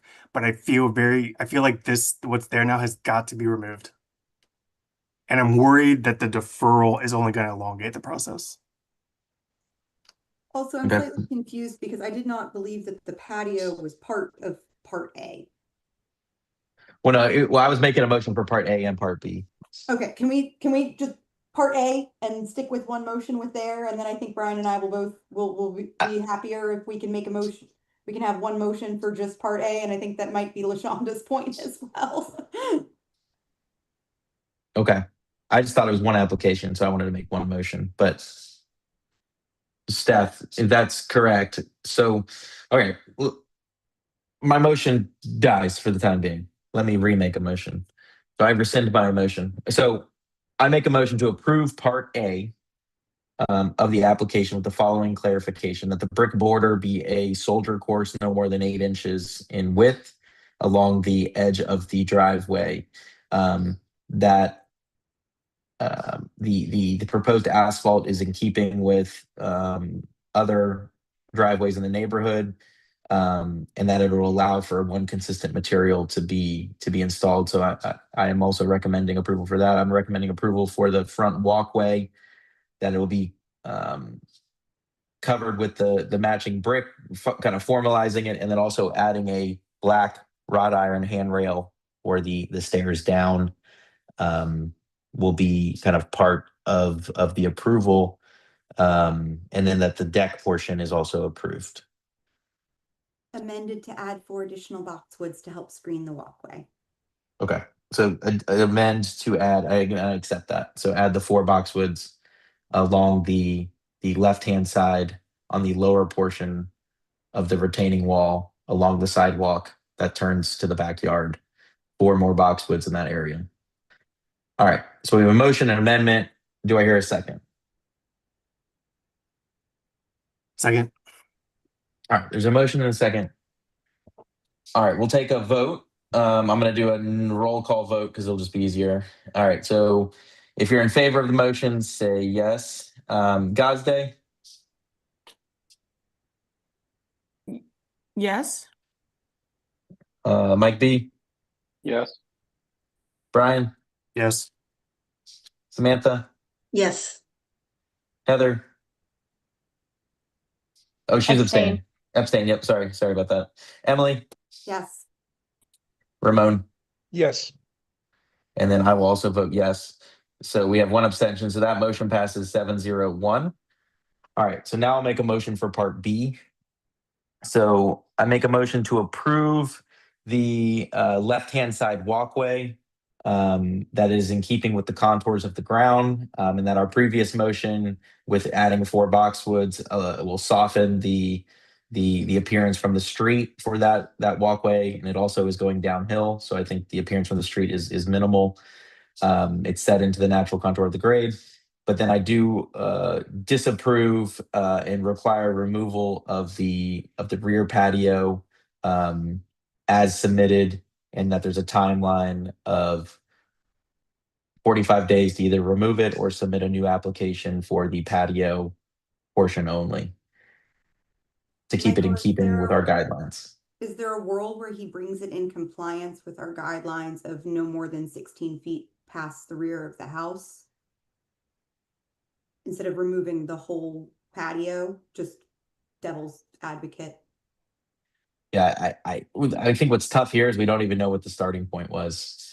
I think for record, we're going to need a drawing of some sort that shows what final size, and if it is a size that is in keeping with our guidelines and doesn't need to come back through us, okay. But I think at this point, it's going to any amendment is going to need to come back through for approval regardless. And Cam could correct me if I'm wrong, but I mean, it does say the patio is located in the rear yard, extends no farther than 16 feet from the primary rear wall of the house, and the patio does not project beyond the sidewalls of the house, with no portion of the patio and steps closer than 10 feet from a property line.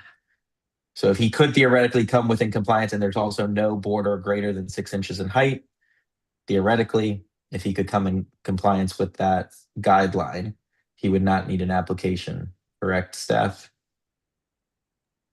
That is correct. If he comes into compliance with the design guidelines for patios, then he would not need to submit an application for the no application level. However, if he exceeds that, an application is most certainly required, which then I would imagine there would be an affected party registered. So just making sure you all understand that part. But also, Michael, to your motion that you've made, I do think that one of the things that staff would appreciate in this vein is when the DRB approves an application or disapproves it, and then the language that you use allows the applicant to submit something else, it is very murky. It creates an opportunity that typically does delay submission. And in addition to that, I think that there's consensus from what I have seen tonight that there are substantial or substantive details that are being requested that I don't know what that timetable looks like. For example, staff met with the homeowner on multiple occasions. He was very communicative with staff, as a note. However, the submission to the county, if you all look at the system, there was a note posted on June 5th that did state, please note any site plan that disturbs over 2,500 square feet is required to meet the stormwater criteria. Therefore, you must provide the stormwater completeness checklist and incorporate water quality and quantity criteria, as well as providing an outfall analysis and narrative into the plan. I don't know the status of that, but I do think that if the DRB is requesting similar information to what the county is requesting, the DRB needs to make sure that they annotate in their decision what it is that they are requiring the applicant to come back with, if you're allowing the applicant to come back and submit an alternative plan, or if you're flat out just setting up a disapproval and a requirement to remove. Well, I think my motion, and maybe I'll clarify it, was to disapprove and required it removed, and then just say that I guess maybe I don't even need to clarify that a new application needs to come forward for any alteration in the rear that does not come in conformance with our guidelines. But does that make sense? That does make sense, but if there's additional information that the DRB wants to see in this proposed application, it would be helpful for us to clarify now versus later. Yeah, correct. Okay. And you would like that in the motion, that additional information? Because I think we've asked for the additional information and before, where we've already requested the stormwater plan, we've already requested an arborist statement, we've requested, landscaping plans. Is that what level you're asking for? Correct. Okay. So I guess I would just reiterate that if a new application is submitted for the patio that is beyond our no application required size of a patio, that it follows our patio guidelines, to be in keeping with the surrounding area and harmonious with the architecture and the size of the property, but also if it does maintain a larger than typical size, that a stormwater plan would be required, a landscaping plan would be required, and a stormwater plan, landscaping plan, and what was the other one we were showing? Grading plan. If it goes beyond the size of our current guidelines of a no application, which is beyond that 16 feet, which in this instance, I think he could bring it within that if he wanted to. All right, so there's a motion on the table. There was some further discussion. I don't think anyone actually ever seconded it.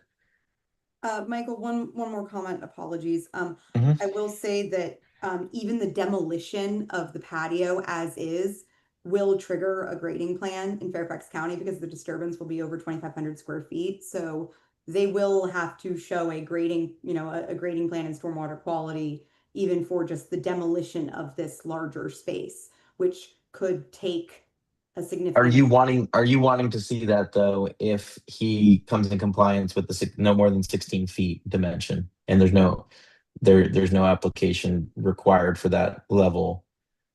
If there's no application required for that level, I was just speaking in terms, I know we're trying to make sure that there's no unreasonable delays in this, and because of what has been done here, the stormwater quality, like the county is going to put another stop work order on this property if they do not have. Well, there already is one, I believe. So, I mean, it's going through their process. Yeah. So anyway, I that was just conversation, but I would like to, if there's no other amendments, I would like to second the motion to disapprove the application in Part B. Well, the portion of it. Yes. Okay. So there's approval for the one part with the walkway on the left-hand side, but then a disapproval for the existing installation or the proposed installation, whatever we want to call it. All right. So there's a first, second. Any further discussion beyond what we've already had? Did you stipulate the coverage on the walkway on the left to be the matching brick? Yes. Well, I think that's what's in the application, but we'll clarify that is going to be the brick to match these stairs that we're seeing in the picture, the front walkway, etc. Okay. Any further questions, discussion? Sorry, one last thing. There's on page 22 of Part B, there is just a little red dot that says LP. I'm assuming that's a light pole. I don't know if that's an existing light pole. I don't know if that's a new light pole. But that is also 20? something that we would normally need approval and detail on. Again, I don't have a label. I don't know if it's existing or not, or if it's just replaced in kind, but just food for thought if we're approving the walkway of Part B.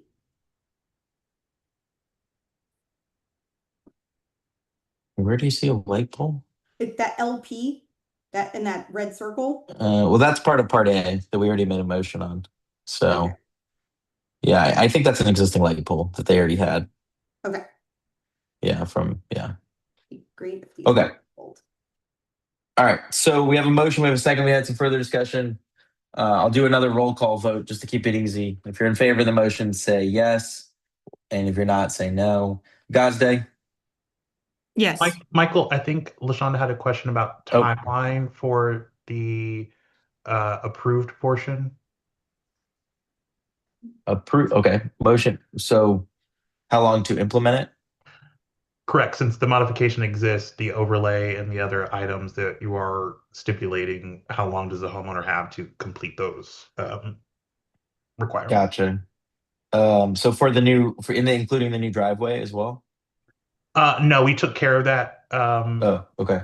motion, I believe, in Part A. I'm talking specifically about the left side walkway. Covering it with brick, basically. Correct. Okay. Allow 120 days for installation. And the disapproval, the timeline was 45 days? 45 days, yeah, for that to remove.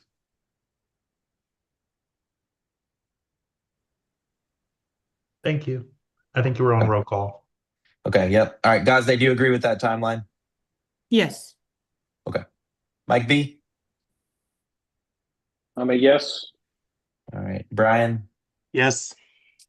Samantha? Yes. Heather's abstaining. Emily? Yes. Ramon? Yes. I'm also a yes. All right. Motion passes 7-0-1. All right. Now we go to Part C.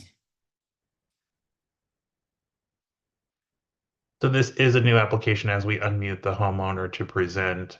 As a reminder, the decision previously was a disapproval. There was no appeal. And so the homeowner is submitting an alternative plan than what the DRB previously reviewed. And this is for the right side driveway extension / walkway, whatever we want to call it, stairs, a railing, and some landscaping as well. Correct, Safe? Correct. All right. So if you could walk us through this portion, go for it. Yeah. So the plan is identify the dimension of the proposed walkway. If you can just go back to the first page, I'm just reading the statement that it's in the application.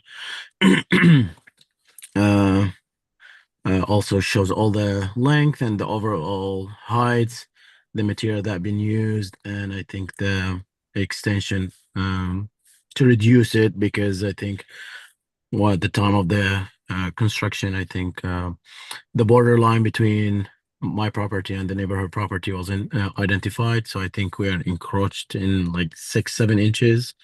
And after the survey is done, we are proposing to reduce the width of this walkway to keep it to 8 foot. So that's allow almost a setback from the adjacent neighbor, a little bit over 3 foot. And if you can just go back to the next page, it shows the plan. I think we detailed the plan.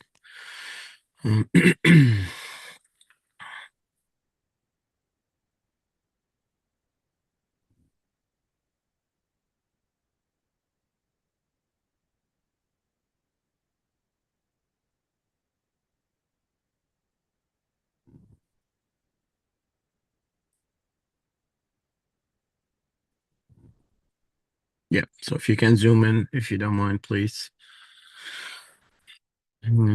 Yeah, so that portion, I think the information was requested from the previous meeting, more specific dimension. So the overall length, it's 8 foot, and also that the width and the length, it's 38 feet, and I think the area it's shaded in gray. That's the area we are proposing to be demoed to allow the setback from the borderline of the property. And we are proposing to put railing from, I think we have a side garage door all the way to the stairs, and also down the stairs to the last riser. Yeah, this is a rendering, and this is the height of the railing, and the railing is going to be the same material that we proposed for the decking. And we are proposing landscaping to ease and hide the side of this walkway. And the walkway is currently same material as a brick, and even the side wall after the demo, it will be same material. And I think we proposed more than 8, or if you can just go back to the landscape plan or the previous plan. Yeah, previous one, please. Yeah, so it's showing 2, 4, 6, 8. It's all about like 9 plants to ease that. And I think we provided all the width for the sidewalk and the continuous landing towards the shed area. And we are using this walkway because we have stuff in the shed that we are constantly moving in and out. And also we have the trash cans also put, where's that, number 8 to the left of that number 8 next to the side garage door. That's the reason we wanted this width when you put the trash cans, and it will make it a little bit easier to walk around them. And the dotted line, it's the property border. And currently, I think the previous owners of this property, they installed the fence to the left of the property. So the fence currently is not on the property line. So the measurement was taken from the dotted black line, which is the property line, not the one with the circle. The circle one, it's the current fence, the wood fence. And so currently my fence, or the fence for this property, is kind of like 2 foot or 1 foot away from the property line. So my neighbor's already using the land, my land. I think the width, the height of the property, of the walkway, also the steps and the risers for each, how many steps, and the riser dimension as well, and the height of this landing to the ground as well. And also this walkway consists of the same material of the brick. Okay, thank you, Steve. Do we have the affected party staff? Do we want to go back and hear from them, please, on this one? Because it's a new application.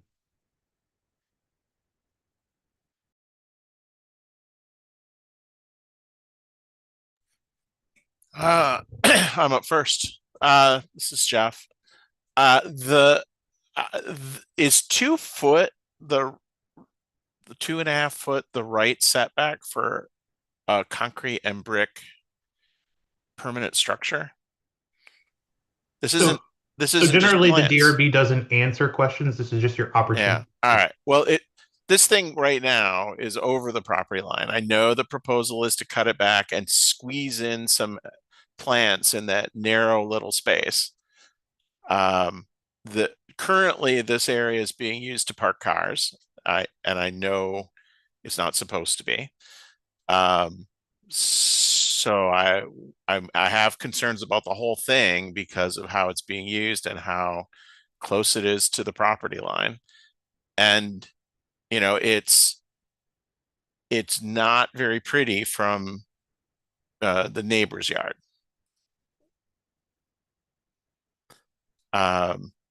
It is not aesthetic at all. It maybe looks great from the driveway looking down at it, but when you're on the other side, you're below it looking up at this 3.5 foot wall of brick. So yeah, that is not very attractive. I understand the argument for why you want a wider walkway, but you have to work with the space that is available.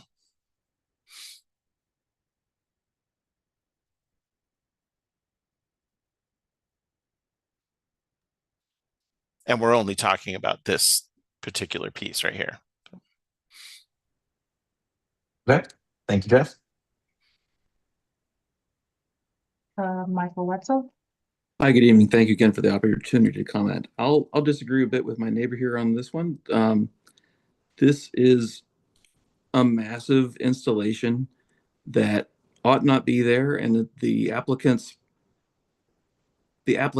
is premised upon the idea that a large concrete brick structure is necessary to store 2 or 3 trash cans, and it's not.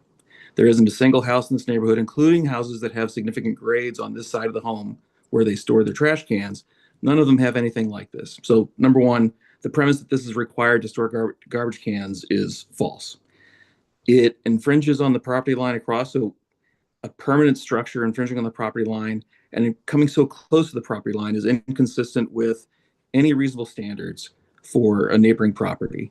A walkway along at grade, similar to what they have on the left-hand side of the house or that the DRB has recently approved, certainly would make some sense and would not require as much of a setback. But here it is a massive structure out of character with the home, out of character with the neighborhood, and imposing on neighbors around it. It is unsightly, unnecessary, and quite frankly, this is an after-the-fact effort to justify a project that never should have been installed without DRB approval in advance, and is now after the fact seeking to come for approval for something that should just be removed and start over. If the property owner would like to have some place to store garbage cans that's safe, that's at grade, I think that's an easy project that doesn't require this kind of massive installation. I'm concerned that the landscaping, if approved, the landscaping that the property owner has proposed will have no opportunity to survive within the property line, within his own property. It is just not right. and for the property owner to have consistently and persistently ignored Reston standards, ignored Reston requirements for pre-approval, and to now come to the DRB after the fact and ask for some level of consideration to allow for his property to continue to have this large, imposing, I think the DRB member in the last one said grand staircase down the side of his home, is inappropriate, unnecessary, and the DRB should disapprove it in total and require its complete removal. Thank you for the opportunity to comment.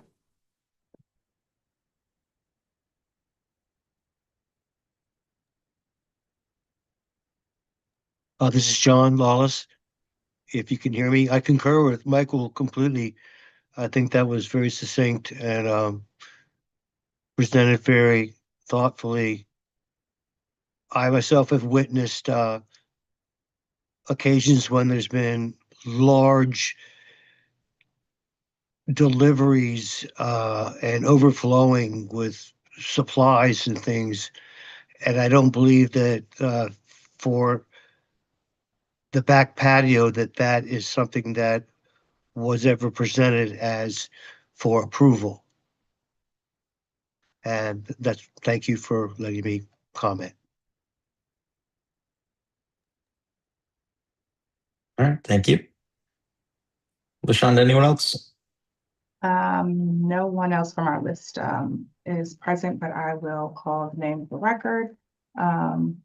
We have Kay Schmidt, and that concludes the list. Okay, thank you. Sorry to interrupt, LaShonda. Wasn't there a statement from the next door neighbor? Yes, but she's not present. Yes, there is a statement from the next door neighbor that was shared with the DRB posted online.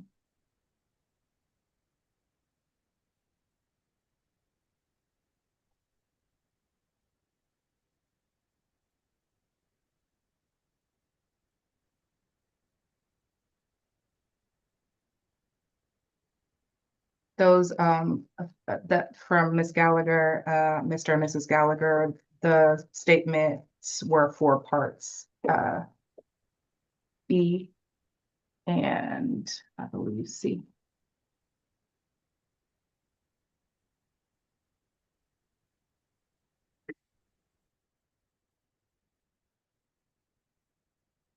All right, thank you. And I believe everyone was sent this as well, so just I think there was the following statements as well that they had for application C that they kind of reference. But I think that's what Brian maybe was talking about, right? I don't know if you could pull that up, LaShonda, for the record. Which part was that? So it's going. They reference their statements. They had a statement on application B, and then they also had a statement on application C.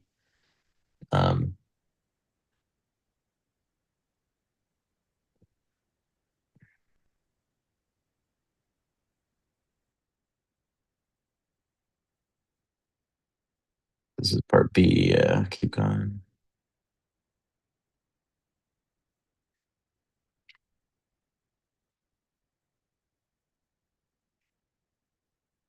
Yeah, because I think this gives a little more context of the existing condition.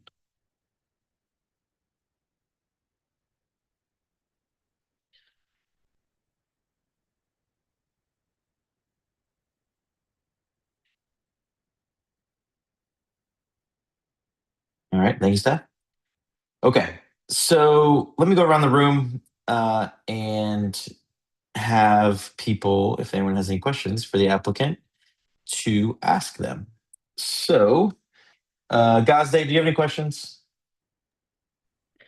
I don't have any questions, but I do have comments. Looking at the grading plan or the comment of 9 inches height for the brick wall is incorrect, in my opinion, looking at this photo. So I'd like that to be accurately shown to us.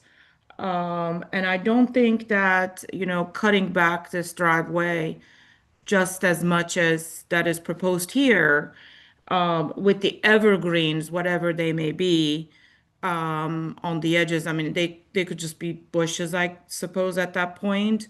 But I do see something green here. I don't know if that's, what is that piece that's proposed planting, and then there's something there that's shown. Is that a construction piece or some electrical thing or a gas line between? I'm not sure what I'm seeing in this photo here, but regardless of that, that area to be clear and screened properly. I don't think that setback is going to make anything happen on other than just some pencil boxwoods, in my opinion, but Emily can comment on that thing. The other part is these stairs are massive. Yes, they do need the railing. That is correct. But I do think that my opinion needs to be scaled back, from the edge. And I'm not sure if we should allow to park cars right there, but I do agree with the comment that you do not need such a big trash area on the side of a property. Those are my comments, actually. Okay. Mike B. I got no questions, Michael. I may ask you for some time at the end, but I got no questions right now. Thank you. Brian, you have any questions? No, nothing at this time. Samantha? No question, but I do have comments. I don't think for walkway on the property side needed to go 8 feet wide, that wider than a car. Also, judging by the photo and judging by the plan, this stair start out with 8 feet wide. It's not just need a guardrail. I believe it also need an intermediate handrail. So I strongly recommend the scale back to standard 5 feet sidewalk. I think that is more appropriate. Thank you. Heather? Oh wait, you can speak. You're abstaining on the vote, but if you want to have any comments. No comments, no questions.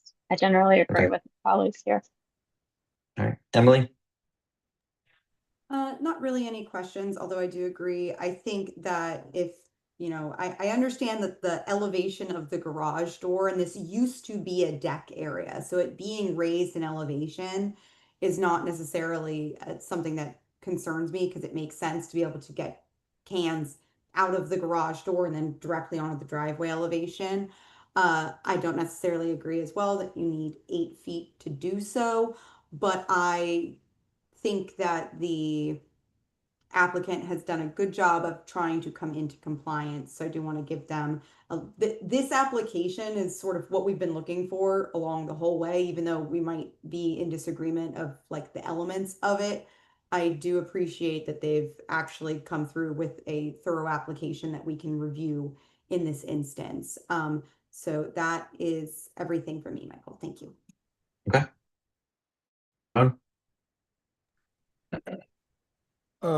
Yeah, I zoomed in on this elevation right here. This is existing, right? So I calculated about 18 to 20 courses, horizontal courses, which is like, that's a good 60 inches.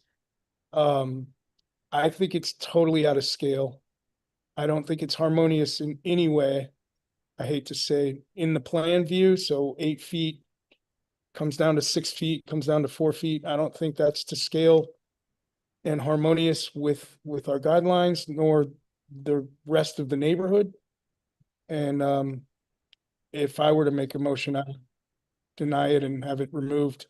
I just think it's way out of proportion. That's just my opinion. Okay.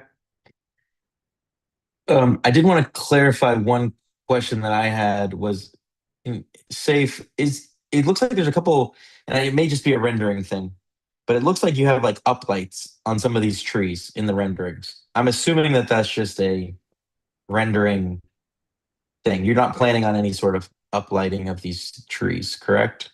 No. It just Okay. everything. Yeah. Okay. I just wanted to make sure. I just thank you. So in my other thing is the railing. I get that you're matching the deck railing. I think there's a couple things that I'm trying to figure out here is like, does the railing with the cable railing really make sense there? Or does it really just need to be a hand railing that's just more kind of open? I'm generally leaning that way because it's not really a deck. And so I think if it's going to be quote unquote a walkway, I think a more typical kind of wrought iron black hand railing like what we approved for the front is definitely, I think, probably a better option for the railing. Just a simple black wrought iron railing with like a nice scroll at the end, I think would be more appropriate for the style architecture of the house. Just my opinion. I do think the size, to the point of the affected party, I think if we review this as a new application and we're considering it a walkway and not a driveway extension, I think the walkway is not only is it too wide, but it also comes forward too much. So, typically a walkway from the front corner of the house maybe would go the same depth of the width. So if we were at 8 feet, it would only come 8 feet forward. Or if it was 5 feet, it would only come 5 feet forward.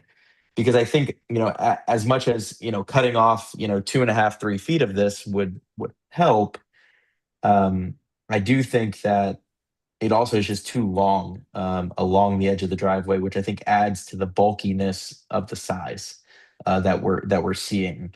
So I think another couple things that can add is if we scale back that is that there also can be some additional landscape screening on the front side to also help soften the appearance of this, not only from the neighbor, but from the street, from all parties kind of involved. I do see the practicality aspect of the trash. I wish we could screen that a little better, but I do think that the green, depending on what the evergreen bush is that we pick, I think over time that will act as the screening. And so I'm trying to, get to a point of where if this was a new application, what size would we typically approve for a walkway / trash kind of parking pad, let's call it. So those are kind of my comments. Mike B, you said you wanted to have to say something else at the end. This is your time. Was just reserving, depending on where we went with the conversation there, Michael. I'm fine. I don't have any additional commentary beyond what we've talked about. I mean, the setback and what we're trying to get there, right? We're trying to make some steps. I'm still, I'm good. But I tend to agree with the affected party where they're saying, we also don't want to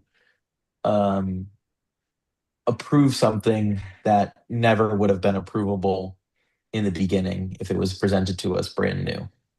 And I think that's the key. So I want to look at, our walkway guidelines. I think it's to me, this is a walkway. To me, it's too large kind of coming forward.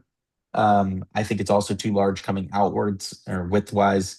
I think I tend to agree with Samantha. I think getting to that closer to that 5-foot dimension still gives enough room for a typical couple trash cans to sit and then be able to walk around them still and get to the stairs. It also would then give us a roughly over 5.5-foot border of planting where maybe we could even stagger some plants that would maybe work a little bit better at screening. And then I would have it whatever width we decide on, if that's what the consensus of the board is, that would also be the dimension of the depth beyond the front right corner of the garage. I wouldn't want it to go any farther than, 5 feet or whatever we decided, because to me, then that is in fact a walkway at that point. And right now, this is not a walkway. This is an extension of the driveway. So Michael, if I can add something, this 9-inch dimension at the bottom of this page, which we can't see here, but I'm seeing in the application. I mean, I don't know if this is a rendering, but I believe this is a photograph. Like that is not 9-inch. Three bricks would be 8 inches, and if you can count here, this is like an 18 inches dimension. So I'm not sure where we stand for a grading plan on this, but I'd like to be that railing extension to be then accurately shown, how long, if we cut that driveway, how much of that is actually the railing portion. Because I do think that this railing is going to have to extend, looking at the photos and looking at this brick condition. Yeah, that's a fair point. Well, since this is a new application, just, a typical thing would be, it is an existing condition, so we can put a timeline on a decision for, let's say we were, hypothetically, you said you defer to further study and get more accurate information. I think the downside is if we cut this thing back, I don't even think they're going to truly know how far it is going to be up from the grade once they start chopping this thing up to be, cut back to 5 feet, let's say, and then trimmed back to 5 feet from the corner. I mean, who knows? That dimension could be, 16 inches. It could be 30 inches. We just don't know. Cam has something to add.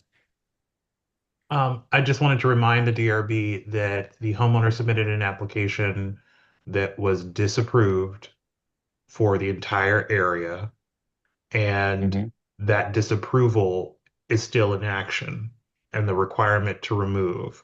What has happened is the homeowner has provided a supplemental plan to address not only the removal, but also if that plan isn't acceptable, is this plan acceptable? If the DRB is going to provide any type of additional time, you all need to be aware that there's an existing disapproval that we are the Resident Association staff intend to enforce, and your decision tonight may impact what enforcement is available to us. Okay.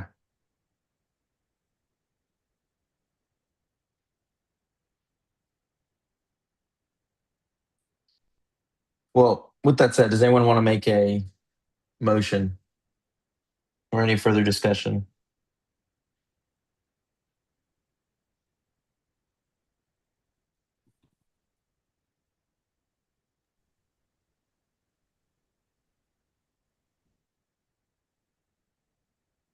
So Cam, I have a question for you. So can you clarify that? So there's already a disapproval and an order to remove on the table that has been done in the past. So this is a new application, right? So Correct. So if this and the timeline on the first disapproval, that clock is ticking. Is that accurate? That clock is gone. It's gone. I see. Okay. So if we disapprove this, does that impact the first decision?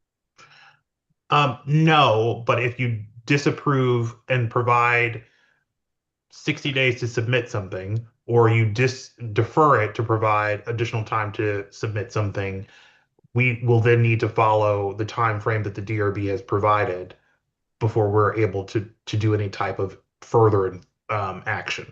I see. So it's just a timeline factor. Okay. I'm going to make a motion to disapprove as submitted. Okay, there's a motion.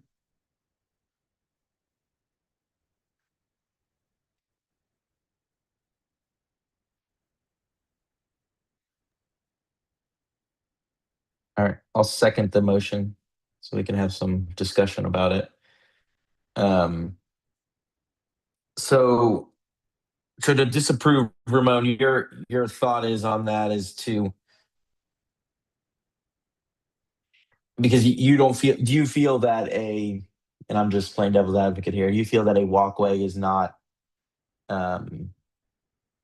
probable because of the grade differential on the side of the home, no matter how much it's cut back, basically? I feel that there's a number of things that are grossly inaccurate. The 9 inches there, and then the 3 feet over there are not accurate at all. And I think given the circumstance with the property, it resembles the disproportionate construction of the rear patio. And I think that a modification of this is never, it's just not gonna fly, in my opinion. Modifying this is not gonna solve the problem. So going back to what you said, Michael, would any of this be approved if it weren't constructed yet? So let's suppose that this, walkway that's 8 feet, that goes to 6 feet, that goes, or, whatever it is, with these elevations that are inaccurate, by the way, would that have been approved from the get-go? And I don't think that it would. So I think it's so out of proportion that modifying it is not going to solve the problem. That's just kind of where I'm coming from. Okay. But couldn't Any we other- say, cut back the driveway to match the 5 feet or whatever dimension we would agree upon and have that the stipulation for a resubmission? And accurately show the grading and where the railings or guardrails would have to go. I think what's Ramon's, point, and where I think where he's coming from is like, we asked for that, right? And then what got submitted was once again something that wasn't accurate, that wasn't buildable.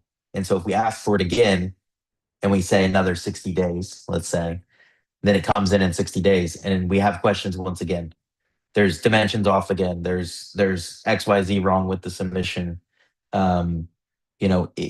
At what point do we draw the line of where it just keeps drawing out and drawing out and drawing out? And I think that's what I think Ramon is No, positioning. I agree with that. But if we all stand in the position of, 4 or 5 feet, dimension is approvable, and then staggering or berming towards this area on the side yard area, with sort of step down planting or some more screening.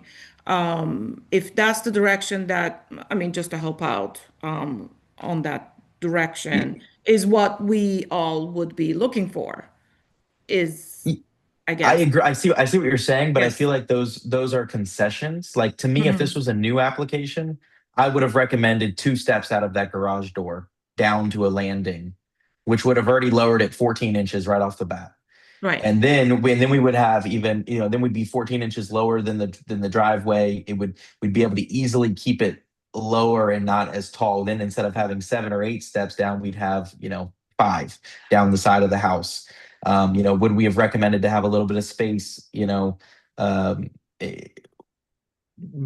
little decisions like that, if this wasn't existing, I guess would have been able to be made. Whereas now I feel like if I say, hey, yeah, let's approve, let's drop it 2 steps out of the back door, and then that's going to lessen it to 7. Okay, well then what's the height? Like we're just trying to design it for them. Right. And it's not getting to how we would have had the discussion if this thing didn't exist from the beginning. Correct. And that's I think we're kind of at that point. So to me, there's a motion on the table. I think we should take a vote on it. I seconded it. We've had some discussion. I say we take a vote for a motion to deny the application submitted. So, Godfrey, do you vote yes or no to the Yes. motion? Mhm. Okay, Mike B, Yes to deny. Brian, Yes. Samantha, Yes. Heather's abstaining, Emily, I'd like to abstain. okay, Ramon, Yes. yes, and I also vote yes. All right, motion passes 602 to deny the application. All right. Moving on to application H, because we still have more agenda items. And it is already 9:09. All right. Where's my agenda?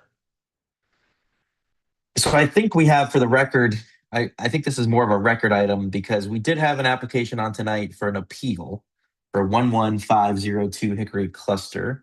However, the appellant or the board for Hickory Cluster has rescinded their appeal and related to it. And we just wanted to set the record with this statement that they submitted here. that the member homeowner has already installed the rooftop unit fully within the roof surface area, and the HVAC unit, the line set, and other elements appear to be installed as finally proposed and compliant with HCA HVAC standards, which is a mouthful, but that is what it says.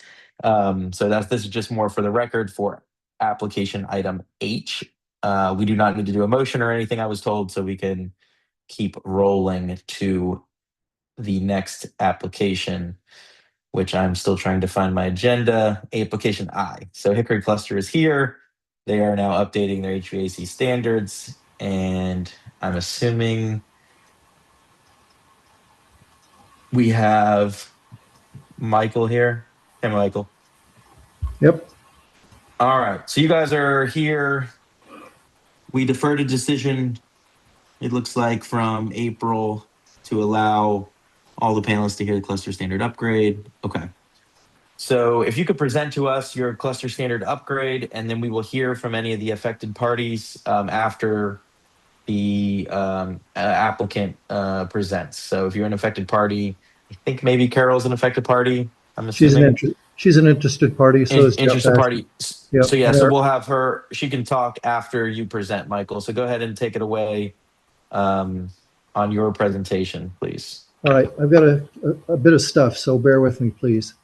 There's some of this material is previously discussed with the panel in April, but I wanted you to hear it as well, the other members who were not there.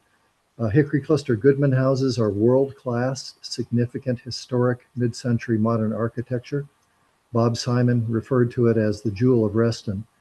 We're tasked with preserving what's left of that architecture, and it's our differentiator from other run-of-the-mill townhouses. It's our secret sauce. The Relac business failure was a disaster for Hickory Cluster and its other customers. For our 90 typical $15,000 to $20,000 individual HVAC installations, it will cost Hickory Cluster homeowners a total of $1.3 to $1.8 million. Hickory Cluster uses the standard RA-DRB applications. We support the DRB process, and we work closely with our Covenants staff to process all these applications for our members. We review and make affected party decisions on all RA-DRB applications, and it is a group decision-making process. No single director is authorized to or makes individual DRB application decisions. The cluster began discussing these types of standards as early as April 2013 and again in April 2019. I authored both of these initial stabs at standards, but the urgency for them did not exist. I was part of, I also authored the document that's a basis for the initial November 2024 version. The former board made numerous attempts to obtain DRB approval from April 2024 to November 2024 with multiple document versions. Individual HCA members protested those changes to the board and RA then too. Regardless, the former board used those proposed standards as the basis for numerous applications, and RA approved those standards based on proposed, not approved Hickory Cluster standards. The current board took office in May 2025, and as more applications were submitted to Hickory Cluster board, it became clear that the November 2024 standards were increasingly inadequate.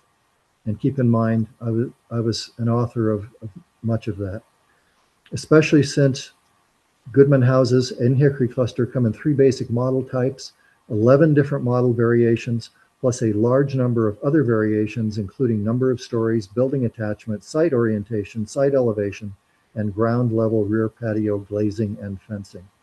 So the current board simplified the November 2024 standards in direct response to homeowner needs and feedback. We removed rooftop visual and acoustical screen requirements.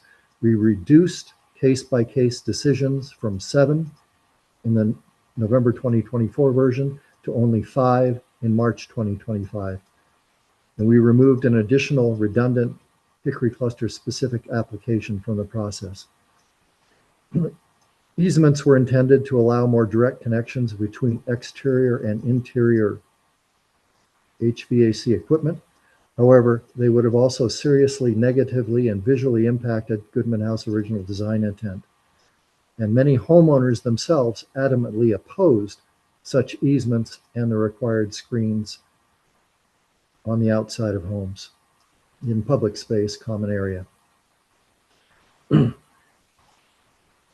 However, at one monthly regular meeting, we learned of a wholly unanticipated rear patio full glass wall condition encountered by only 11 specific homeowners. As a direct result of that input, we developed additional installation options. They included a substantial easement exception for 8 homes based on their inherent design and exterior-interior limitations. RA design guideline fence standards are too generic for Hickory Cluster Goodman houses. As a result, the cluster developed its own 1998 General Resolution 6 fence standards. The more recent former board established generic shrubs and wood screen standards. This was excessively ambiguous and unacceptable to both neighbors who protested to us and to the current board. So similar to the fence standard situation, generic RA versus more specific Hickory Cluster standards evolved in August 2025 to be that of a wood screen design based on our fence standards, subject only to HVAC manufacturer operations and maintenance requirements. The current Hickory Cluster Board of Directors has been committed to supporting our members in their efforts to install desired and in some cases medically necessary individual HVAC units. We have received, requested, and extensively considered member feedback on typical and unique existing conditions. We comply with Code of Virginia POAA and all Hickory Cluster governing document requirements by posting our standards and revised versions and other official documents to our official website at hickorycluster.org. It discusses this and other non-confidential homeowner information at its meetings. It discusses private homeowner information directly with respective homeowners on an ongoing basis, and it participates in the DRB process with public information, interested party, and AP statements. The cluster board also meets online every week to discuss and review HVAC applications. We encourage members to comment on and discuss their applications before our meetings and during the meetings during member forum comment periods. We get homeowner application in all states of readability, completion, and accuracy. So we work collaboratively with homeowners to update and standardize their application content and delivery for consistency, fairness, and long-term record keeping. I want to read a April 6th email from 11514 Hickory Cluster. Good afternoon, Michael, Mr. Michael. Thank you so much for your hard work supporting the community. We truly appreciate everything you do. Please proceed with the application. Let us know if you received an email, and if you need anything else. One example of many we received. Now, some new information that the panel did not previously hear because it's more current. As of today, for 90 original Hickory Cluster Goodman houses, 8 homes, which is 9% of our total, homeowners are known to be deciding what to do still or may not install HVAC at all. We have some of both of those types. 5 homes, which is 5% of homeowners, have unknown HVAC status. We're going to figure that out and work with that accordingly. 15 homes, or 17% of our total, have approved applications under no HVAC standards from the cluster, which is very early stuff, or the November 2024 initial standards. 62 homes, or 69% of our total, have DRB approved applications under the September 2025, February 2026, or March 2026 updated Hickory cluster standards. So in total, 14% are either unknown or undone in one way or another, and 86% of our total is already done. They are installed or have applications that are about to be approved, applications that are about to be installed. So we are 86% done. Current March 2026 Revision G standards were approved by the entire Hickory Cluster Board of Directors in compliance with our governing documents. They have been continuously posted on the official website since then for reference by all Hickory Cluster members. These updated standards have been effectively accepted and approved by 62 of 90, or 69% of all Hickory Cluster homeowners via their individual applications.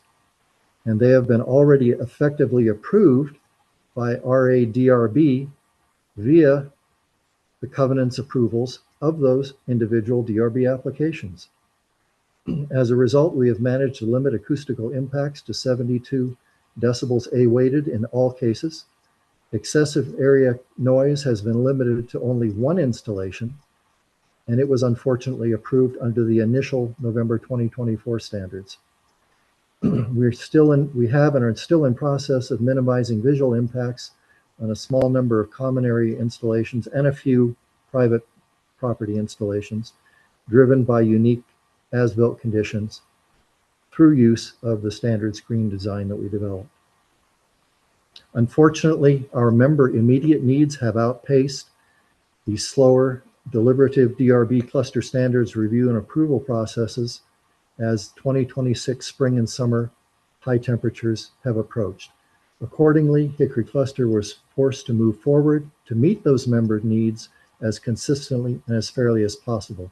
As a result, we consistently encouraged compliance with the March 2026 Revision G Hickory Cluster HVAC standards, and they have become the current and de facto Hickory Cluster HVAC standards. Therefore, Hickory Cluster requests that the full DRB approve tonight the current de facto March 2026 Revision G HCA HVAC standards. And we have two interested parties who happen to be directors, but they are wanting to speak tonight as individual Hickory Cluster members. Great. Thank you for bearing with me. No, you're good. Thank you for bearing with us. We're obviously 2 hours plus into our meeting. So, staff, do you have the list of affected parties? And it sounds like there's some interested parties that may have registered. I'm willing to acknowledge everybody, give them their 3 minutes of time, and we can go from there. So, LaShonda, if you want to call on people and keep the time, that would be much appreciated. Yes, sir. First, we have Jennifer Rigas.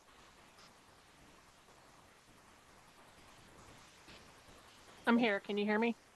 Yes. Hey. Thank you. My name is Jennifer Rikas. I'm a former Hickory Cluster Board member who oversaw development of the standards that are currently in effect.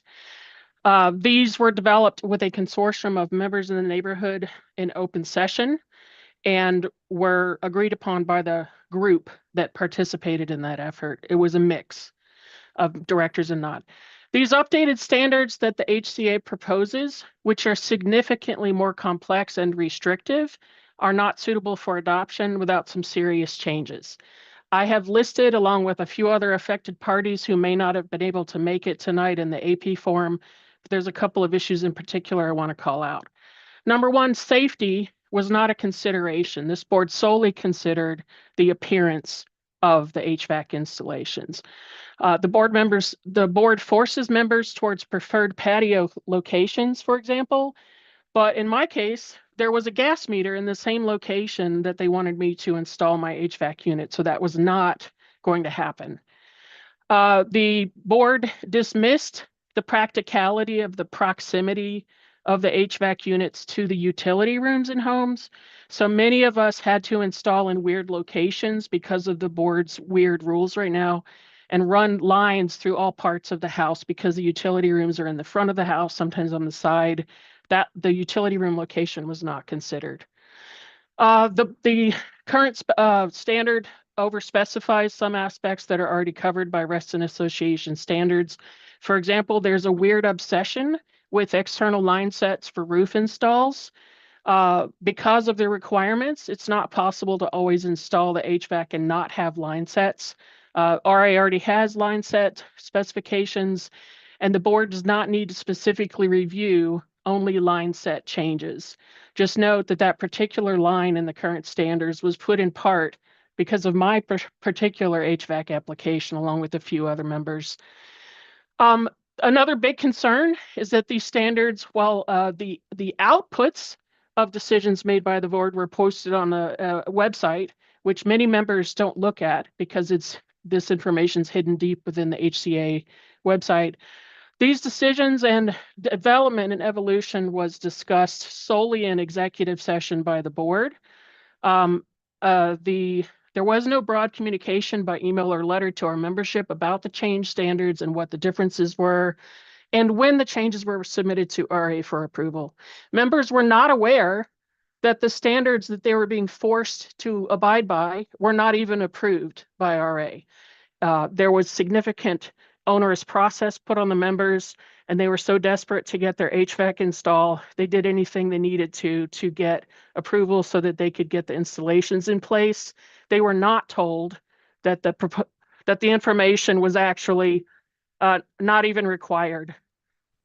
Please reject these and have them be significantly corrected for safety, for clarity, so that any member can understand them rather than a single board member who defined them. Thank you.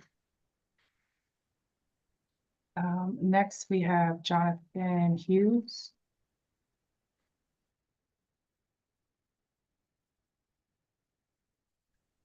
Hi, good evening. We are concerned that with the latest cluster equipment standards, the standards for the rear ground level full glass house wall models for A5A, C, 2, and 3 does not include an approved standard for an install on owner-owned property, only no's or case-by-case basis. This lack of an approved standard means uncertainty and a design requirement that can be changed on the whim of a board member, which makes it really hard for homeowners to know what to expect when they apply. We are fortunate to have our HVAC system approved and installed and closed out, but for future updates or for neighbors currently going through the process, we should have an approved standard. Understanding that historically, there were significantly more case-by-case basis, but under RELAC, everything that wasn't RELAC was a case-by-case. RELAC is unfortunately gone. We now need to have our own home HVAC systems. We deserve to have a standard that is yes. And for our case, that yes should be for rooftop. Having an HVAC that meets guidelines installed does not mean that we currently agree with currently proposed standards. As Jenny had said, there was an onerous process involved, and we went along to get approval following a DRB meeting so we could have heat in the middle of winter. This process has been a headache, and we are requesting that these get rejected so that way our homes have a standard that is a yes and not just case by case or a no. Thank you. Edward Climo, if you are present, can you please raise your hand?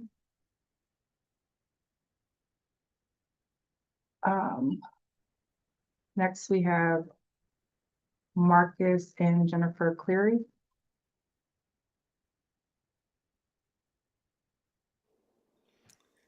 Thank you for the opportunity to address the board. Our speech will use a dialogue format. Hey Candace, what do you think of the proposed AC standards? It just doesn't make any sense to me the way that they steer homeowners to install AC on the patio. What do you mean? Well, it doesn't capture the fact that Hickory Cluster is so special. You got that right.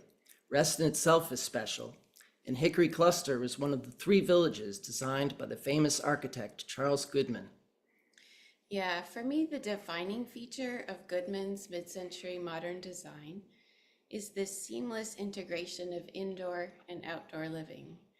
These homes have enormous glass sliders or floor-to-ceiling glass walls at the rear of the home, and they also have level thresholds that extend seamlessly from indoors to outdoors. So as a result, the patio functions as an extension of the indoor living space. It's not a secondary or a utility area. Exactly. When we're sitting in our living room, it feels like we're outside. And when we're on our patio, it feels like we're inside. Yeah, and from our patio, we've seen deer, foxes, raccoons, robins, toads, skinks, and more. And that's exactly what Goodman intended for our homes, this close connection between our home and the natural environment. Yes, by steering installations toward the patio, the proposed standards concentrate the impact, which is the heat, noise, and visibility, directly in the space homeowners use most. Yeah, what might be appropriate in other communities doesn't translate for Hickory Cluster. Putting an AC unit on the patio of a Hickory Cluster home is like putting a furnace in the living room of a traditional home. It wasn't designed for this use. These new standards need to respect how Hickory Cluster homes were actually designed and lived in. That's right.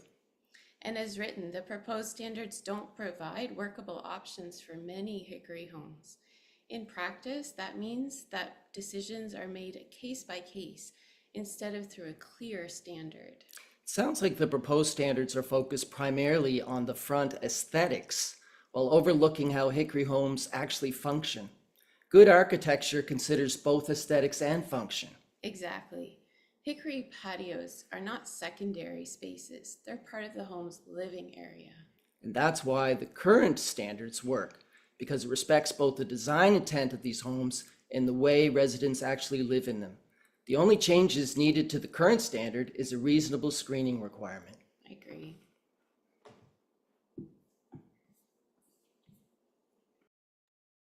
Thank you.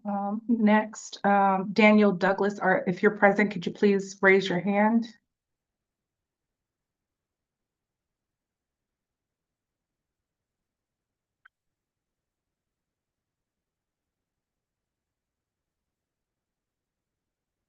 And Hita?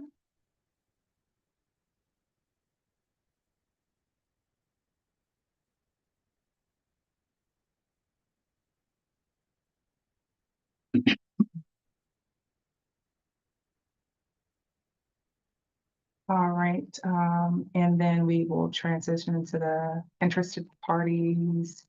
Carol, I'm sending you a prompt to unmute. Could you please state your address for the record?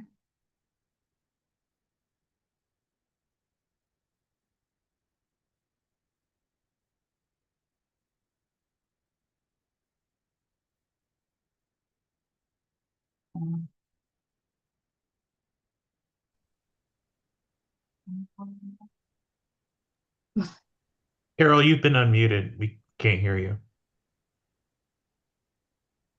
Okay, okay. Can you hear me now? Yep. Okay. Did you hear me say my address? I live at 11508 Maple Ridge Road. I am the Hickory Cluster Secretary. I just wanted to stress that I totally support the new standards, and they were a complete board decision, and I would support their implementation totally. That's all I have to say. Thank you. Thank you. Next, we have Jeff Ashley. Yes, thank you. Can you hear me okay? Yes. Yeah, so I wanted to address a couple things.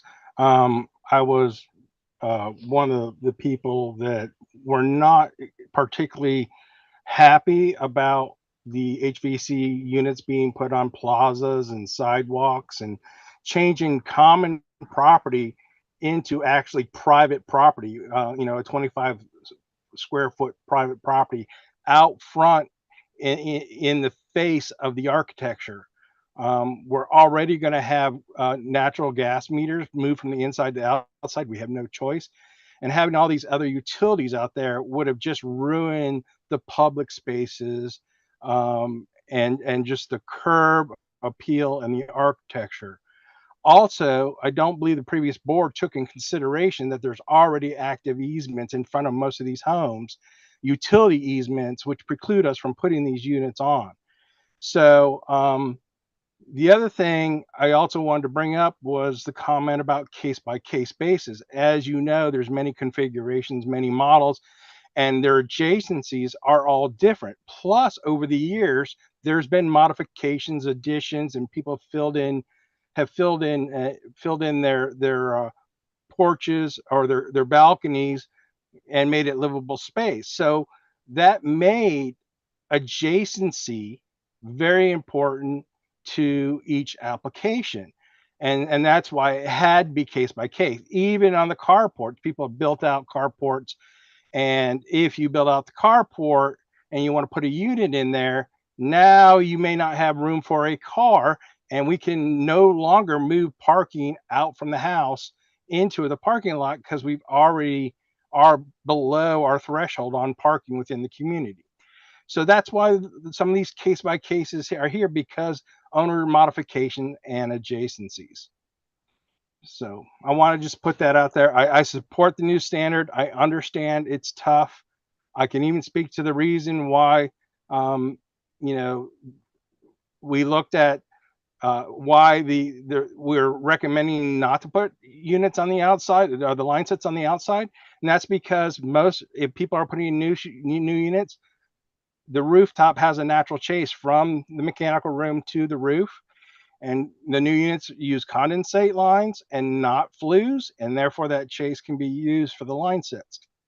Makes a natural route from the utility room to the roof. Therefore, routing on the outside is really unnecessary. Putting units outside where it's convenient and making common property into private property is not fair to the rest of the community in terms of fair access to that land. Thank you.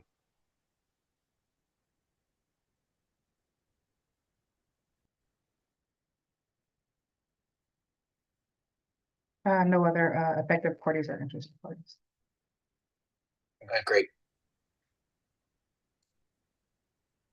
If we could unmute Michael, I'm going to go around the room and see if anyone has any questions and try to wrap my head around what's going on. So I want to set the clear playing field. So the current standard that is approved by DRB is the one on page 47. Staff, if you go to page 47. Yeah, it's November 2024. Well, I don't have a date on it, so that's why I'm just trying to clarify, because I know I've seen these in the past. So staff, if you go to slide 47.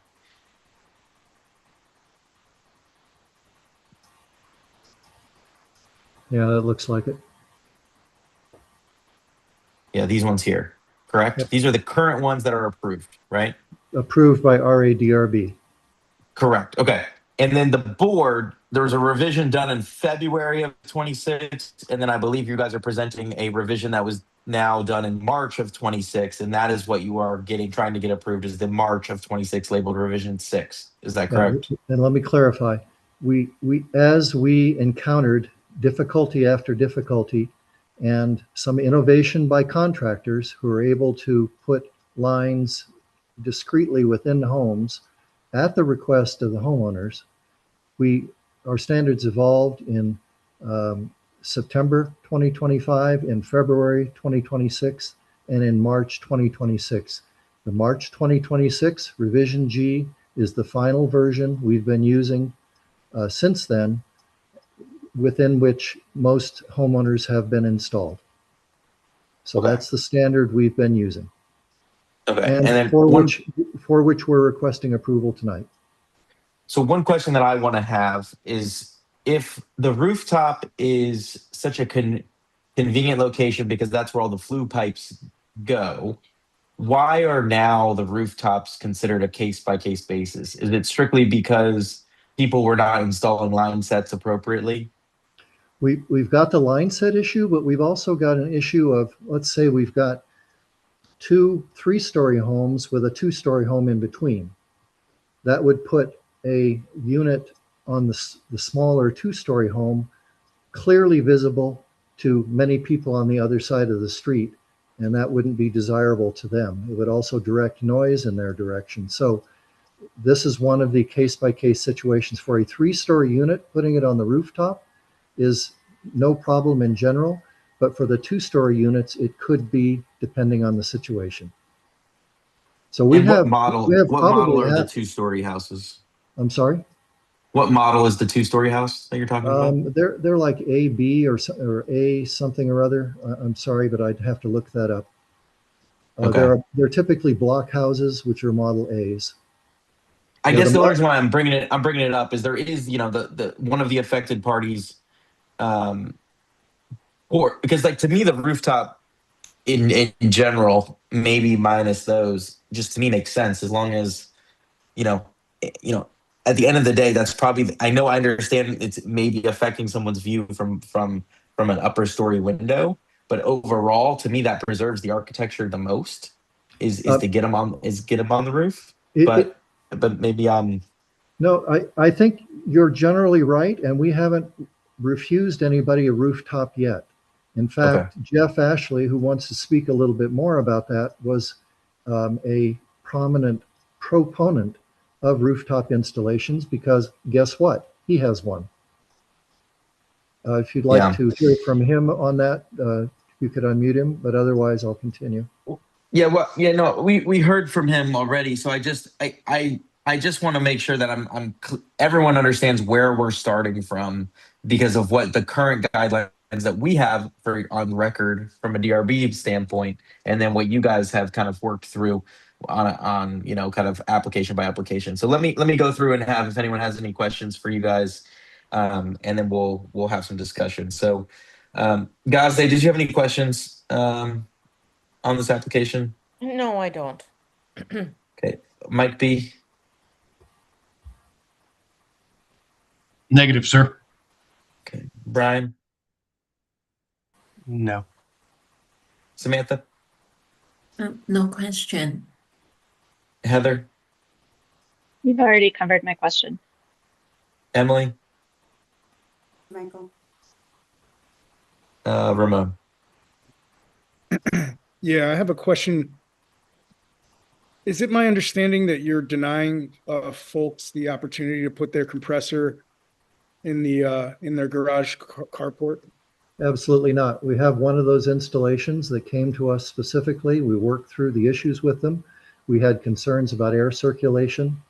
And one other thing, I can't remember what it was, but we did not oppose that application. It was DRB approved and it's installed. We've had other folks come to us and say, can we do this? We've said yes. They have elected not to. So we only have one, but they're available to anyone with a carport, depending on whether they've built out the carport or not. They could have a shed, which has consumed too much space. So we have to look at that to determine whether, they've got a legal parking space there, which will not decrease our cluster parking overall by requiring another car outside. Right. Okay. So Michael, I have some intimate knowledge of this neighborhood simply because I had a client that was interested in I think it was 11526 Maple Ridge. Sure. And I think that just sold or it's under contract or something like that. No, it's done. They're moved in. Right. Okay. I have some friends in the neighborhood and past clients. There's a lot of architects that actually live in the neighborhood. So when my client was interested in this particular unit, I made some phone calls, and the roof units. I think what the issue is there's very little space to put it unless you put a railing. I think there's an offset. I think what's the minimum? 10 feet. Our code is 10 feet. 10 feet, right? So that's some of the challenge. But I think the other challenge from what I hear in the neighborhood is, and I'll go back to the affected party. The rear, the patios are really, really a part of the living space. And I don't know. I just hesitate to to approve something where, you know, some of these folks are forced to put it on the patio. But they're not. They're not forced to put it on the patio. So you're saying that these new standards do not require certain units to put them on the patio? They do not. They could put it on their roof if they What wanted about to. the front? So basically, we're just eliminating the front door space. So basically the parking lot side is what's being denied. Correct. The general common area in front and the parking lot and street side, yes. But everybody has a roof option, everybody has a carport option, and everybody has a rear patio option. And about 8 special cases with full glass rear patio walls have a side, and if they're end units as well, have side landscape common area options with a screen. So there's no just keep in mind that I'm sorry to just keep in mind that these patio units we have consulted with people on trying to get them to use very quiet units for their own benefit. A lot of people are choosing, for whatever reason, to have noisier units on their rear patios. They can control access to the machines. They can't be damaged by other people. Many things in the front can be under bedroom windows. We try to work with them to what is the best solution for them. And many of them still choose, the vast majority have chosen to have rear patio systems. I have been amazed at the side discharge Amana, Daikin, Goodman units and how quiet they are. It's basically just fan noise. So when you talk about possible heat back there, yes, maybe some. Airflow, maybe yes. But these are very quiet units, and they can put screens around them in the back if they choose. So there's no option to put it in the parking lot side with the proper screening.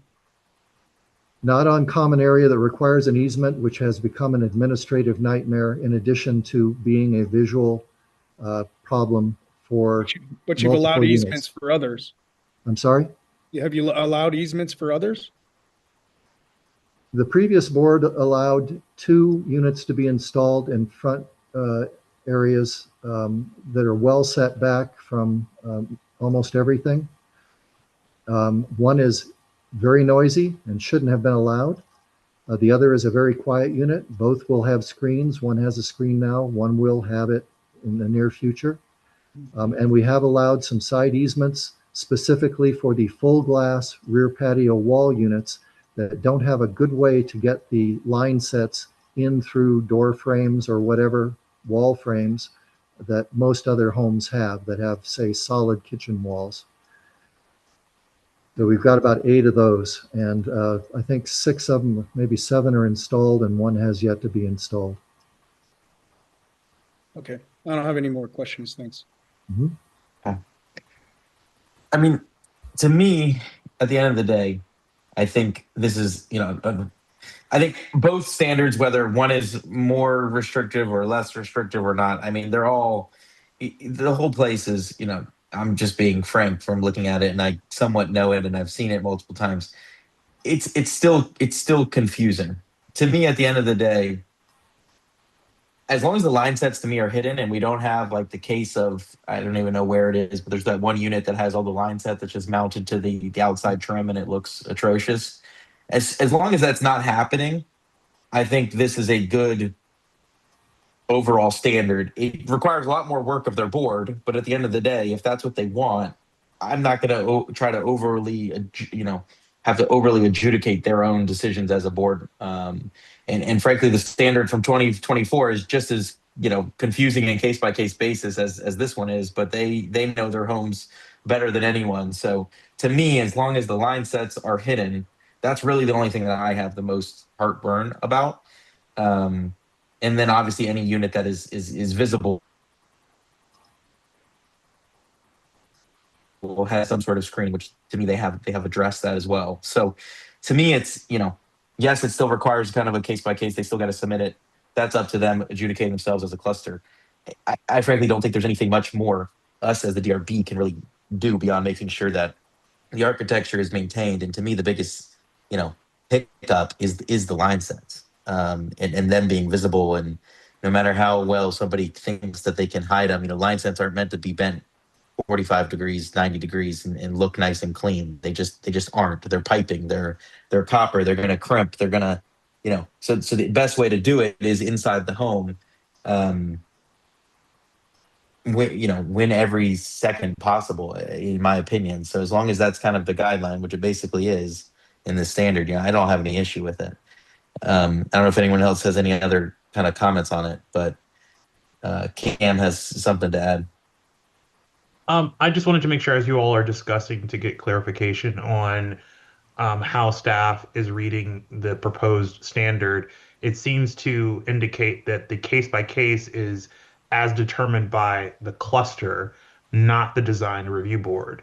So Right. if that becomes memorialized in the standard, it would appear to staff that the cluster would be able to, the DRB could not approve an application unless the case by case was determined to be acceptable by the cluster.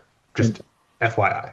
Yeah, and keep in mind, there were previously 7 case-by-case situations. In the new standard, there are only 5. Yeah, I was going to say the old standard had the same situation. So Yep. to me, before I guess, are we staff, when any AC unit is installed, let's say there's 30% of the homes left, or whatever number it was, maybe it was less than that, I can't remember now. 15%. 15% of the homes that are left, any new installations, if they would have to submit an application to the Hickory Cluster Board to Yes. get their approval, and then they come to us for approval anyway, right? Isn't that how the process works? Yes, and we work with them to pretty much ensure approvability on the Reston side. My understanding was not that we were holding review of an application until there was consensus by the Hickory Cluster Board when it comes to case by case basis. So if that is now the concept, that would then mean that the cluster board could hold an application until they have confirmed with the applicant that their case by case is deemed acceptable to the cluster board. Well, we don't hold applications per se. We either oppose or don't oppose them. And of course, the applicants can go directly to DRB. And then, we have to respond accordingly. But But we that's do- not what I'm hearing. Cam, are you saying that if they deny it, then it cannot be escalated up to the DRB? If No. it is the way that I am reading it, and you all can certainly go to council, the way I'm reading it is the case by case is determined by the cluster board. So if it's memorialized in the standard, written that way, that would mean that it would be non-conformance to the standard unless the cluster accepted that case by case determination. You've already got 7 case-by-case situations in the current standard approved by DRB. We now only have 5, and anybody can try to go around us, but we'll, oppose it because we have serious concerns specifically. And essentially what I'm saying is they won't be able to go around the standard because the standard has explicitly prescribed that the case by case situation has to be approved by the cluster. We don't approve, we either oppose or don't oppose, and in fact, there has been at least one case where we have opposed it, which DRB has approved it. Yeah, but that's the way I'm reading it as well, because that's the way the old standard was. I mean, I think it was even Jenny Ricas's home that we approved. Yes. That was against the guideline or against the will of the cluster, Exactly. and the appeal was denied. And to me, as long as we put a motion in there that a case by case, an approval or disapproval by the cluster. I mean, typically we like to side with the clusters as much as we can, right? That's what our legal counsel tells us to do. However, ultimately we oversee the cluster decisions as well. And so in that rare circumstance, that was the decision there. So to me, Cam, I don't see what has necessarily changed from the previous standards, which had the case by case in there as well. We go back to slide 43. You can go to slide 32, and it specifically has bullet point case by case equals variable condition compliance status to be determined by HCA Board of Directors. If you go to the existing standard that is in the standard book, it does not have that language in it. And to me, as I'm reading it, the standard requires the cluster to determine the case by case requirements And if the application is not in conformance to what the cluster has determined, I don't believe there is an avenue for the homeowner to circumvent the cluster to go to the DRB for that approval. There absolutely What if we is, put- Cam, and it's been done. What if we just put some wording in there that says it says variable condition compliance status to be determined by HCA board of directors, and then can be Subject- appealed to subject Reston to DRB. approval. Yeah. I'm just pointing Does out that- the does that- language needs does to be that help you? consistent with your intent. Yeah, Michael, I think Correct. that would be appropriate. Okay. Then to me, what I'll do. Oh, Heather, go ahead. I just wanted to point out the difference in the case-by-case basis is that in the existing standard, the case-by-case basis is 6 of them, 6 of the 7 have to do with screening. And in the new standard, almost all of them have to do with the location of the units. And so that's the big difference, is that they're creating more uncertainty about the location of the units themselves. But in terms of uncertainty, it's 86% done. There's literally no uncertainty. I understand that, sir. Thank you. And I've got to say that if we really wanted to be specific about this and remove all the case by case, then we'd be making decisions that cannot evolve and deal with all the special conditions that we've encountered as we've gone along. So, that wouldn't be helpful for the homeowners. Yeah, I mean, at the end of the day, to me, if the cluster is adamant in this, I think as long as we update the standard or the wording to basically say that subject to DRB, final approval or subject to can be appealed to the DRB, full DRB or whatever it is. To me, this is an approvable standard for them from that standpoint. And to me, that's an existing situation. Yeah, and I think it's just more of clarification on our side per request of Cam. So what I'm going to do is make a motion to approve the application with the following amendment: that the wording on the page on the case by case designation to have can be or subject to final DRB approval on a case by case basis. But you don't want that to force a DRB decision on it, only to allow the possibility of it, correct? Well, correct. That's why I was saying initially, I was saying an appeal, because to me, you'd only appeal if you were denied. It's not an appeal. Well, right. But I guess it's an appeal to us as the board to make a decision. Unless the RADRB decides differently. I don't know what the proper words are. Yeah. Staff, do you understand what I'm trying to put in there, and you guys can think of a magical way to explain that, Cam? There is no mechanism or method that an application can be reviewed case by case without being reviewed by a panel of the DRB. So, it's your prerogative in terms of the language. We can most certainly try and craft something, and as we go through the minutes, the DRB can most certainly adjust them. But I don't think that the intent of having this is that there's some sort of review. You could most certainly name the review level that you think it would be appropriate to be done at. So if you think it can be done at consultation or it can be done at a panel, you can most certainly list that out. You guys don't want to throw these things out of staff review and into panel reviews. It's going to increase your workload. Tony? Mr. Chair, I am a bit concerned that we're amending a cluster standard that's been approved at the cluster level on the fly. I do not believe that this board has, or Mr. Poss in his individual capacity, have the authority to do that. So if they are going to change their standard, I think they need to go back to the cluster and deal with it to take the DRB's feedback and amend it there. But to me, we're not changing the standard. To me, the case by case basis is already coming to us anyways. They all have to come to us anyways. We can change. It's just whether they have. It's just whether they have a support of the cluster or they have an opposition of the cluster. And once again, I think all the applications for a unit have to come to us anyways. They do. My understanding, right, They do. Cam?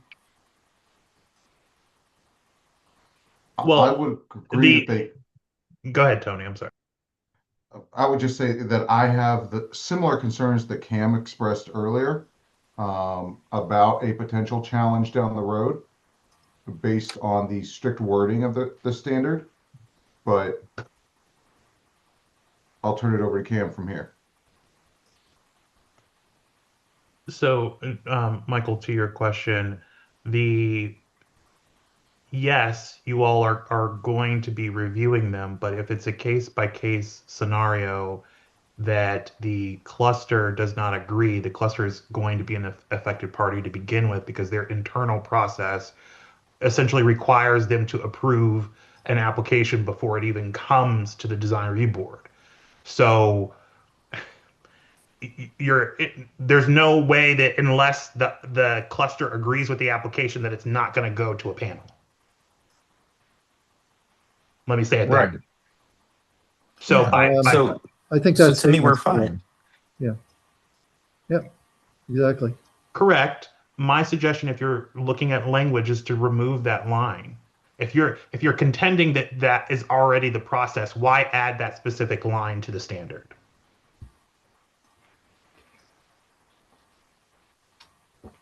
Okay, but then to Tony's point, he's saying we can't amend their line. So which line is it again? I guess just the definition of case by case basis. And Correct, where Cam? is that? Correct. It basically says case by case equals variable condition compliance status to be determined by HCA Board of Directors. This is on the March 2025 standard? It's right above the table. So Oh, I see. Yeah, it yeah, yeah. dictates Right. yes, Variable no, condition and to a be- case by case. To be determined by HCA Board of Directors. Would you like us to go to our legal counsel and have them state it otherwise? Or do you want to provide language right now that you want there Well, to make it sounds like Tony would prefer you guys to give us the language than us to craft the language. So, staff, what's the best way? Can we do that as a clarification so we don't have to go through if you want to suggest it, another we can revision? implement it. Are you asking staff that question, Michael? I mean, sort of. I mean, I don't want to have to go back through this whole thing again, I guess is my point, for Yeah. one little section of language. How about as agreed by RADRB? I mean, Tony, that. are you opposed to me, we're just clarifying what the board's intent was already anyways. I mean, Mr. Chair, my suggestion is that you defer this matter to the next board meeting. they're not in support of it. Yeah, I'm sorry. I think I lost the chair. Are you guys still there? Okay, there. My suggestion is you defer the matter to the next board meeting to give them time to contemplate the feedback they've received here, consult with their counsel, and then we can take it up then.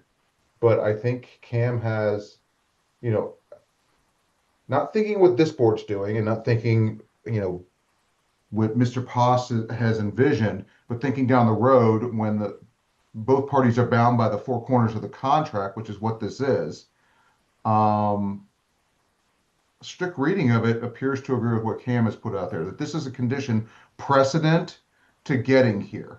I.e., if it doesn't, if it's a case-by-case basis. But folks, you've got a standard which you've already approved that has 7 case-by-case situations, no matter what the design element is. You've already done Yeah, I that. don't think it's the case by case. It's strictly the fact that we're basically, this standard just says that you have to have HCA. All right. How about if we eliminate Approval. that verbiage that's it says equals variable? We'll just eliminate that whole line. I mean, we'll have case by case equals variable condition compliance, period. Yeah, I mean, personally, I'm fine with that, but I mean, I think legal is telling me otherwise, and I don't Tony, I mean, correct me if I'm wrong. You're saying we should not do that, correct? Jeff Ashley really wants to speak. Can you possibly let him talk about that? He may have additional insight that would be relevant. Is So he by to chance answer your your cluster question, council? Mr. Chair, He is the two of us have been primary interaction with the homeowners on technical issues. So he has exceptional insight, not to mention being the longest running individual air conditioning unit in the cluster. All right, can we talk to Jeff real quick? So thank you. I wanted to let you know we put that verbiage in there for a specific reason, and that is the DRB application only requires the signature of the officer, and in the You're breaking up, Jeff. past, Jeff, we can't hear you. what has happened is we've had claims of, or the rest of the board unaware of an application. You hear me now? Yes, better. Okay. So the verbiage is intentional. We wanted the whole board to review the DRB application. Since the DRB application only requires one signature, that of an officer, we wanted to remove any kind of impropriety of people, like an individual showing favoritism. There's been many DRB applications that's been signed in which the rest of the board has been unaware of and has caused some adverse effects. So that's why the verbiage was reviewed by the board, because it is it really is about these adjacencies, right? That these special conditions that happen by, individual units relationship to another unit or neighbor or any other adjacencies. Okay. Well, so then I think what we should do is I do think we should motion to defer the application to allow you guys to consult with your legal counsel in reference to that specific line to allow for interpretation that the DRB is still ultimately needing to review at a panel level for applications that you guys do not agree with as an option, basically for the homeowner. I second that motion. All right. So there's a motion to defer, a second. Any further discussion on that? All right. All those in favor of the motion say aye. Aye. Aye. Aye. Aye. Any against? Any abstentions? All right, motion passes 8-0. All right. Thank you guys. Michael, you have one more thing to add?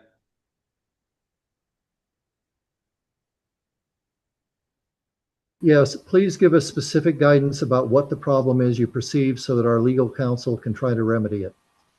Tony, can you help draft your magical language that maybe we can get to a resolution with them? Otherwise, we're playing Bring Me a Rock. Happy to discuss with Cam. Okay, thank you. All right. Where's my agenda? I think we have one more thing. Consultation with counsel, yeah? Correct. Oh, two more things. Consultation with counsel, so we need to go in executive session for this, correct? That is correct. I motion to move us into executive session to consult with counsel. So moved. There's a motion and a second, or there's a motion by Emily. Does anyone second it? Second. All right, there's a second by somebody. I'm gonna give it to Heather. And all in favor say aye. Aye. Aye. Any against? All right, we're moving into executive session.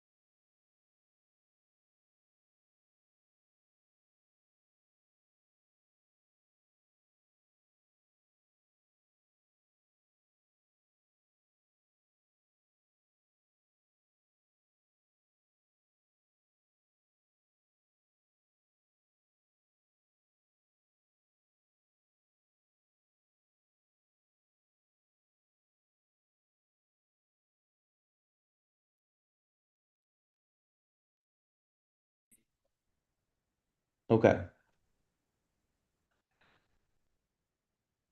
All right, we're back. All right, I'm gonna give a try at a cleansing motion. Tony, don't make fun of me.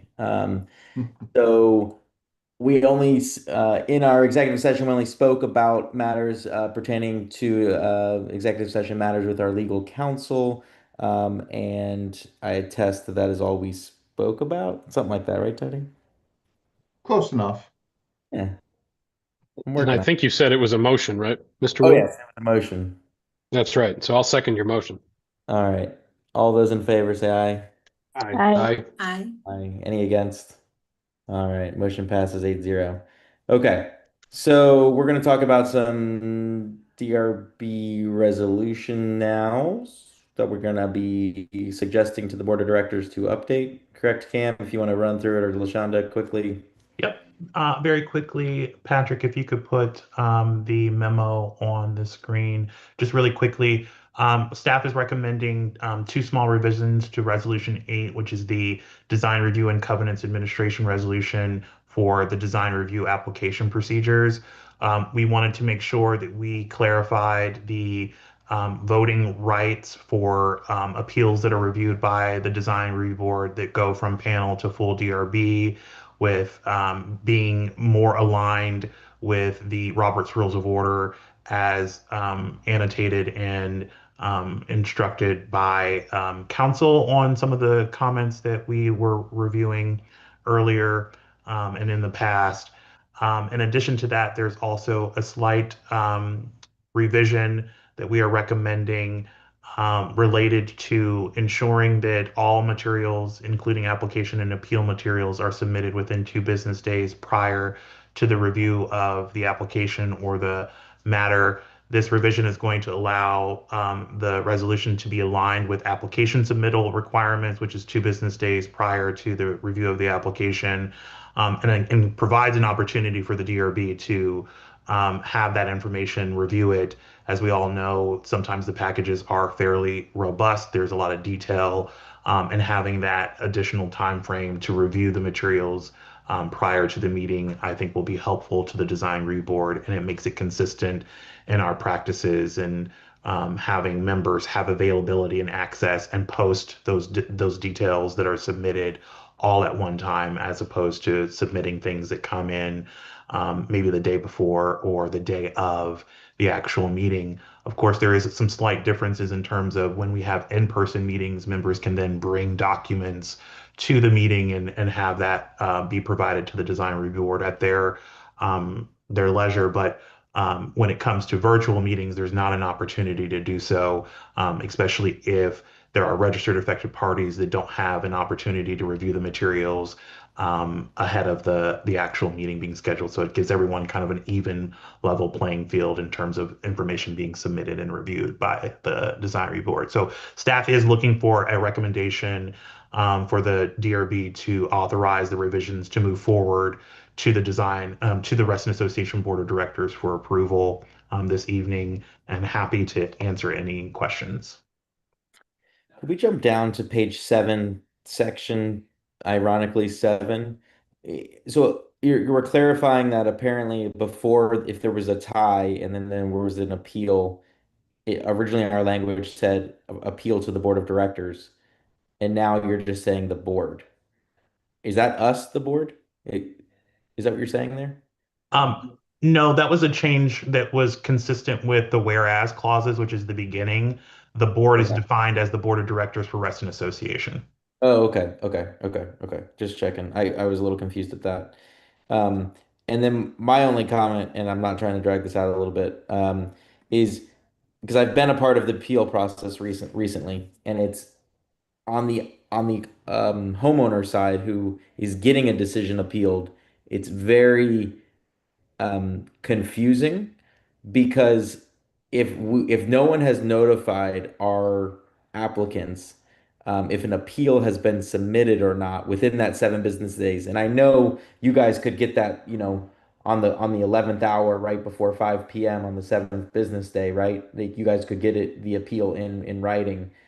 The appellant based on their letter, or the applicant based on their letter, they could be starting work day 8 and there could actually be an appeal that was submitted, let's say, on that 11th hour of the business day before that, and they would have no clue. And I think right now it's very confusing, especially for, I've seen people, like recently we had somebody, and I don't think it's gone through the appeal process, but like we approved to get trees removed. Well, I drove by and the next day there was a tree removal company there. Now granted they were doing it, before they officially got approval, right? Because they didn't wait the 7-day grace period. But what if that was day 8 and they took down a whole tree, and then the decision actually got an appeal, but we didn't even have time to notify them of the appeal? Like who's at fault there? Because you guys got the appeal, so the appellant got their thing into you technically, but then the applicant was in the right because they took down the tree on day 8. There's kind of this kind of scary window of time until they're notified that an appeal has been submitted. And how do we clarify and rectify that? I think that's a really great question, and I think it could be an administrative question that LaShonda and I are already actively working on. Okay. But I do want to make sure that everyone understands that if that were an issue, which, I've been here for 6 years, it's probably come up once since I've been here. But if it is an issue, the only result or action that we can take is to make to essentially extend the time frame that the homeowner has in order to move forward with their project. So if we're saying that you have to submit an appeal within 7 days and you can't move forward with your project within 7 days, we are essentially going to build in an additional X amount of days that will delay the homeowner from moving forward with their project to ensure that we're capturing, because there's no way for us to know if a homeowner is going to submit an appeal or not, right? Sometimes we have a vibe, a feeling. And then 2, we need to make sure that whoever it comes to is the person who is able to then address it. So if it only goes to a certain staff member, we have to then create a process in which that appeal can only be submitted this way. So we need to frame that out a little bit more, but I definitely think that we're working in a direction of having that be more of a administrative cleanup, but it will impact start times for projects. And that's just something that the DRB and members will need to know as a part of the Reston Association due process. Okay. All right. Anyone else have any other comments, thoughts, motion? Can we go to Cam- sheet 6 for a second? On sheet 6 under 5B procedure number 2, it's still, if you read it number 2 where it starts appeals of panel level decisions, it still reads that DRB members are disqualified from voting on the appeal. That's a typo. We'll make sure it's gone. Okay.